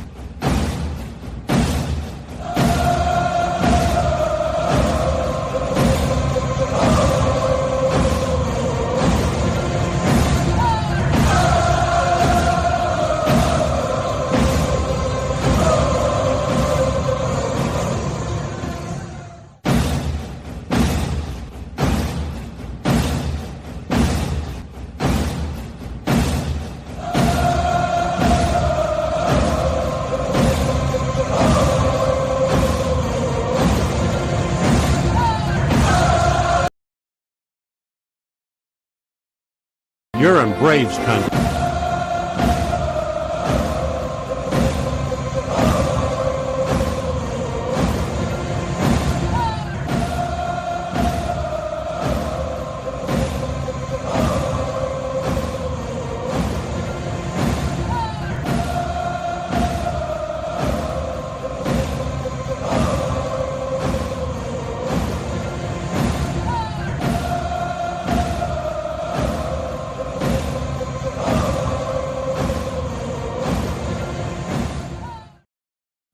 Welcome in, Braves country. The number to call right there on your screen, 678-960-9700. 678-960-9700. And your Atlanta Braves have held on to beat the Washington Nationals 2-0. We got to give the game ball to Max Fried. I mean, little doubt there. If you're going to give an offensive ball, you obviously would give it to Marcell Ozuna with the home run. But a game where the Braves would only scratch across 5 hits, you got the solo shot by Ozuna, and then you also got the sac fly by Kelenic, and the Braves win it 2-0. And not only did Max Fried go 8 strong, 6 strikeouts, 1 walk, and giving up the 7 hits, dropping his ERA now down to 2.97. Remember that thing was a ballooned up. I mean, the first couple of games of the year, I didn't think we'd ever see it below 3. He goes to 5-2, a 2.97 ERA. And Raisel Iglesias, I think more importantly in this entire thing, comes in and pitches a clean inning. We didn't have one of these things where there's half the population of Washington is hanging out on bases, and he's having to fight through it. He went in there 3 up, 3 down, striking out 2.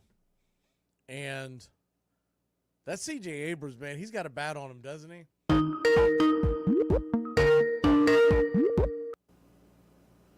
Welcome into Braves Country Radio. Who are we talking to today? You're talking to Dr. J. Is this Johnny? Yeah, it's me. Johnny, how are you?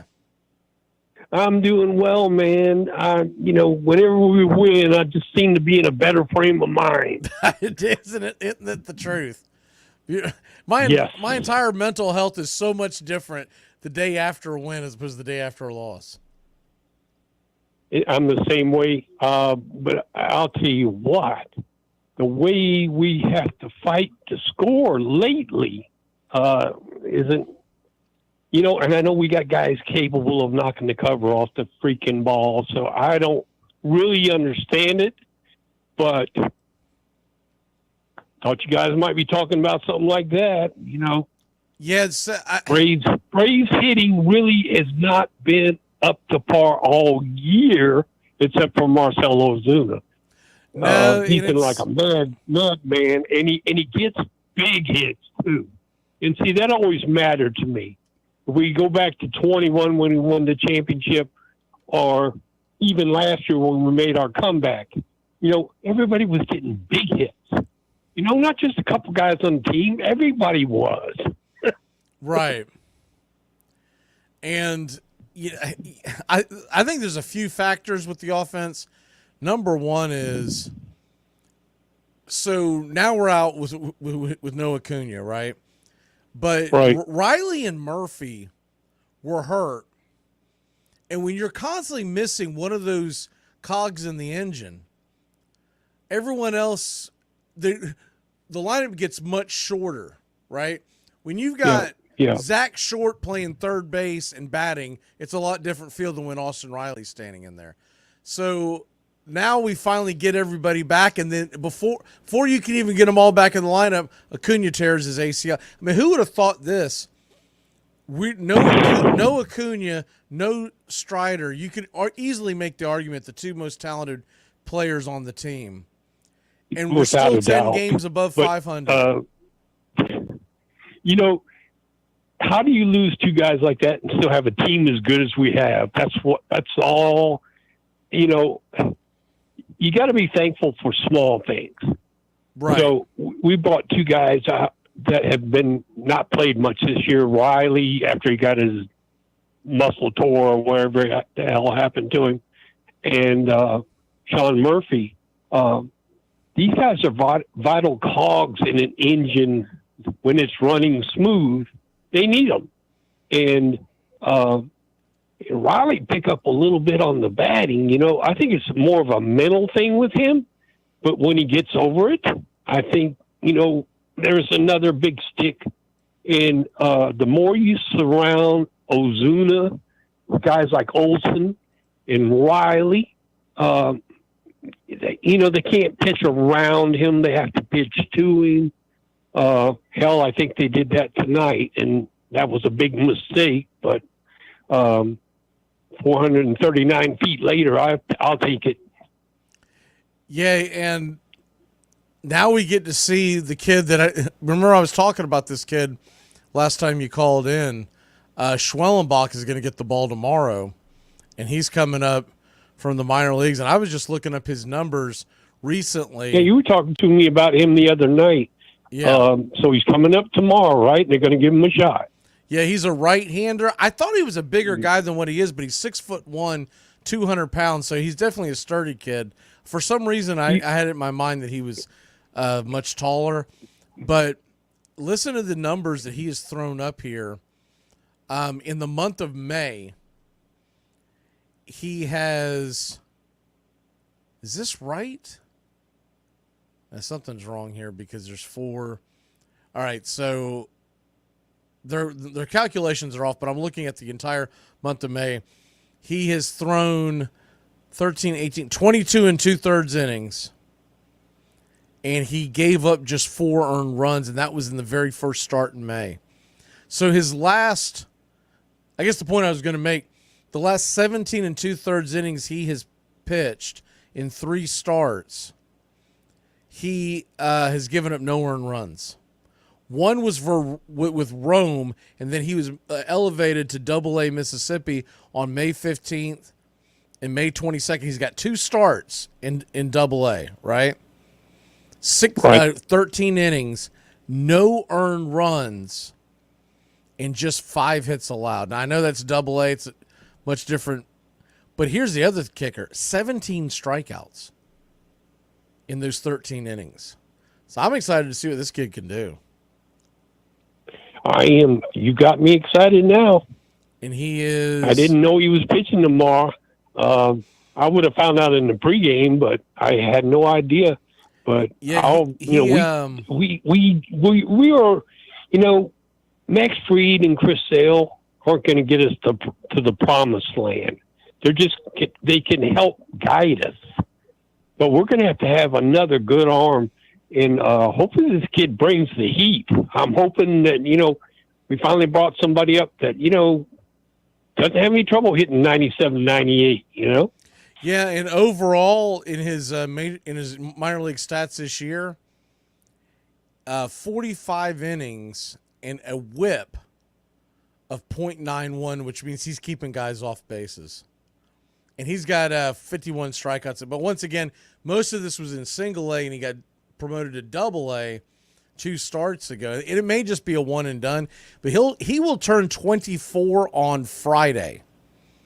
So this is this is an older rookie we've got coming in. Yeah, he's not a kid. He was drafted by the not Braves. A kid. Yeah, he was drafted by the Braves in 2021 in the 2nd round. So it's gonna be fun to watch. I'm excited to see what he can do. I'm definitely gonna tune in tomorrow night. I've only seen video clips over the last several weeks, but I've never been able to sit down and watch an entire game of his. So I'm going to see if I can pull anything up tonight, but if not, we'll get it firsthand tomorrow, and it'll be exciting to see what he can do against a pretty good Washington Nationals lineup. And once again, they're throwing another kid out there, Mackenzie Gore, who's a pretty good young pitcher. Yeah, I get, because I'm in Virginia. Uh-huh. And this is still Braves country up here. Don't make any mistake about that. We have a team called the Flying Squirrels, but I've got one. They're not even AAA. But this is where Richmond. Richmond was where, Atlanta used to grow their talent. Dale Murphy played here. Bob Horner played here. A lot of really good pitchers played here. Whatever happened to the whole thing, I do understand Atlanta making their AAA team just a few miles away. That's intelligent. And I think more teams are going to start doing that as the dollar keeps rising and it becomes hard to go to McDonald's. People are going to do what they can to save a dollar or two where they can. Yeah, I found it. I just put it on the screen. I've got a Flying Squirrels ball cap. I collect a lot of... I went to a game just for the hell of it because I wanted to go to a ball game. Mm-hmm. And kid pitched a real good game, and they won 4-0, something like that. I watched the Richmond Braves. And it started out really terrible this year. They were like 1-5, but they won like 6 or 7 in a row. And, to actually put my back against the wall and ask me how the Flying Squirrels are actually doing at this moment, I couldn't answer that question. Right. Now, if you put my back against the wall and ask me how the Atlanta Braves are doing, I could answer you in 1,000 colors. Yeah, I mean, I don't think a lot of people pay attention to the... Your guy, every time the big zoo gets a hold of one, I like his Ramalama Ding Dong, and then it goes on from there. But that's the beginning of it. But I really like that. It's really excitable, and it's just off the shoulder. And that's what I like, listening to Mac more than any of these, games broadcasted in 3D and all that crap. That's a waste of time to me. But well, we appreciate it. I just want to let you know, my thing was, and I always used to do this to myself. I worked in the AM years and years ago, but the thing I had to myself was man, woman, and child. Was that a hard hit ball? And everybody used to like it. If I was in a bar or hanging around a group of friends, they used to like that. When I'd go off with that man, woman, and child stuff, they'd say, "Man, that's a pretty good one. You ought to sell that." And I'd say, "You know what? It actually belonged to a guy that used to announce for the University of Nebraska years ago, and that's how old I am and how long I've been around." But that's where that phrase comes from. And it all when comes he does full the circle. Ram Ding Dong, it just reminds me of that man, woman, and child. It all comes full circle because Spencer Schwellenbach from the Nebraska Cornhuskers will be hitting the bump tomorrow night. He's from Nebraska on top of it, huh? Yep, Cornhusker. I think they had a pretty good team when he was there. I feel like the Nebraska Cornhuskers, they either made it to the World Series or they got to the regional finals, and he must have been a part of that team. They got real close one year. Yeah. So that's my father, and I got to be honest with you. I'm a Bulldog fan because I was born in Georgia. I was born down at Fort Benning. My dad was a service guy. But keep from boring you to death. I did a little AM radio down there at WDAK, and I used to, my stage name was Chuck Barron, but my name is Johnny Atkins. Mm-hmm. And so friends and I, we're terrible about nicknames here, but they call me the Ad Cat. So, and I don't know if it's that I'm really good at statistics, because I am pretty good. Uh-huh. But it's just like when I give someone a name, like if we go out and we drink and watch a ball game, and not many games of the Braves, because Atlax has a hold of them, get broadcasted. Major League Channel will get them every now and then. then we'll get a group of us and we'll all get together and go out and, you know, have a few and get riled up. And that's what we like to do. This year has been so up and down. You know, I'll call guys sometimes and I'll say, man, you're giving up too early. I said, because this, you know, the season has just kicked off. I said, so if you see it anything different than that, then you're not seeing it right. Because this season is just getting going. Matter of fact, the Braves, you know, you'd like to think that we'll finish on a strong note because it's kind of our history. We finished strong traditionally. In the playoffs the last couple of years, it's been really disappointing to me because I am just not a Philly guy. And just something about that town that doesn't ring my bell. But when it comes to rooting against the Phillies, I love it. You know, in the last couple of days, they've lost 3 or 4 in a row. So, you know, we get hot for a while. They're not hard to run down. We can do that. Yeah, they you know, I was talking to someone about this the other day about it. I said, Philly fans will talk to you. This is all sports, as if they are the New York Yankees, some kind of royalty of baseball, right? And like they've got 2 World Series championships since 1883, 8 pennants total. What the hell are we talking about? But they will tell you like, okay, we are the elite. Y'all are gonna choke. Y'all are the Braves have 16 world titles, 4 World Series. So it just always cracks me up the way, and it's not just the Philadelphia Phillies fans. If they're an Eagles fan, if they all carry themselves like they are the team to beat, and like, man, you're not even the team to kind of beat. I worry more about the Dodgers. The Yankees and the Dodgers, they don't have any limit to their purse. Right. So they'll pay anybody anything it takes to get them. It doesn't appear that Philadelphia has a whole lot of limits because Dombrowski. I don't know how limitless the Atlanta fun is. I wonder sometimes I think it's really, really good. And then sometimes I think, well, you know, we need some pitching and, you know, and there's probably a few guys out there that could give us a hand, but it doesn't seem like, well, they're talking about things when the game was on TV the other night. They were talking about a few things Atlanta might be thinking about with these older guys, you know? But I say, do what you're doing tomorrow. If you got a kid that you really think can cut the mustard in the major leagues, give him a shot and see. Why wait around? Because if you wait around, you don't have time to mess with him. So now's the time to do it. Yeah, I think what they're probably going to do is they're going to shop around to see if they can find a veteran. But I don't think they're going to – it's not going to be an aggressive move until we get closer to the trade deadline, because I was talking about this during the broadcast, but you've got to wait to see it all play out, because the teams that you may be trying to cherry pick from, they still believe they're in it.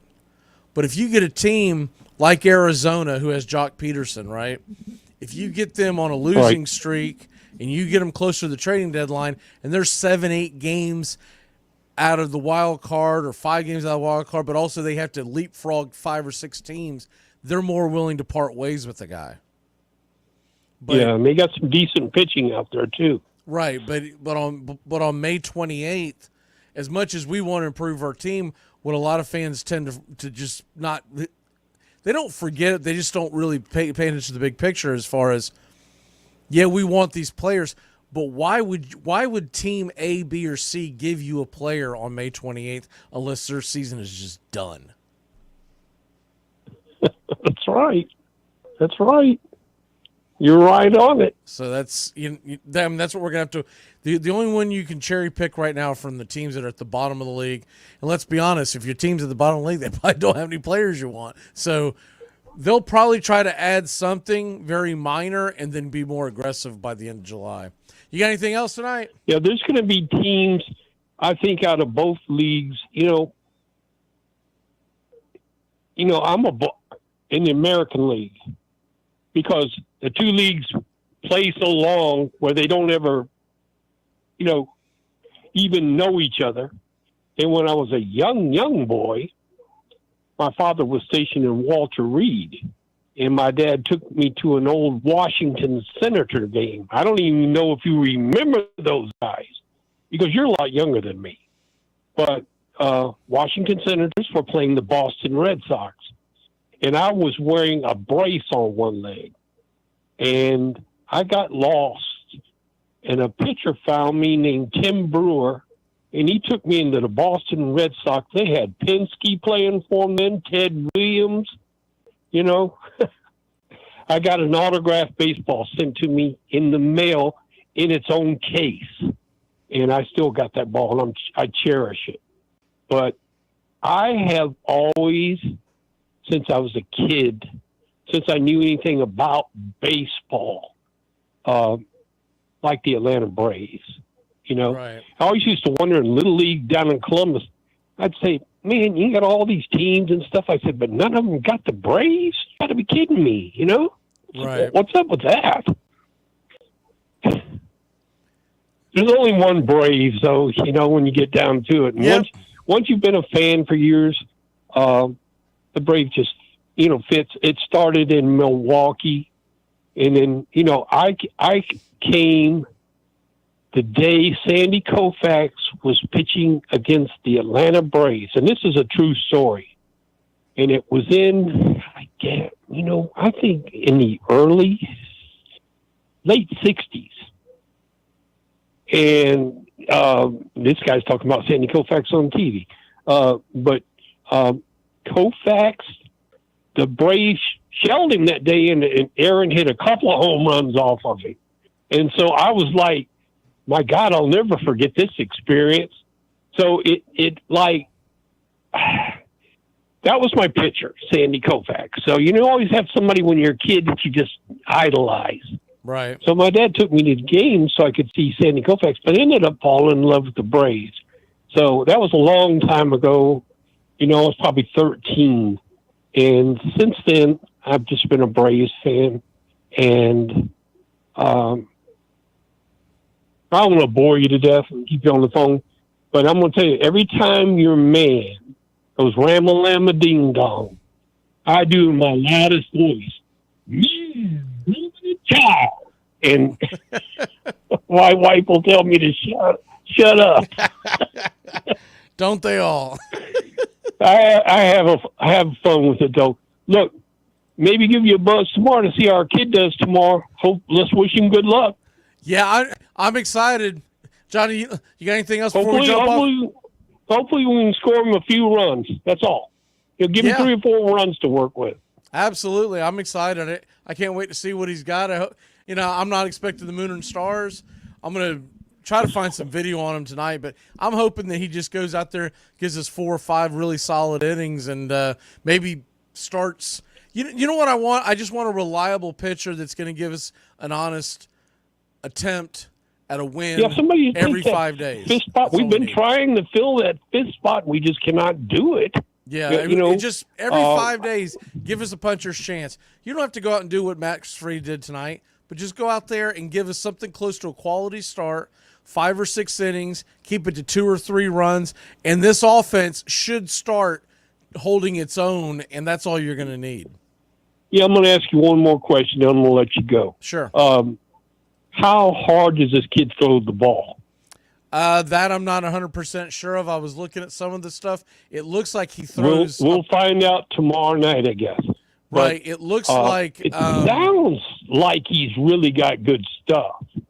And you can really have good stuff and not be ready for the majors and still have great stuff.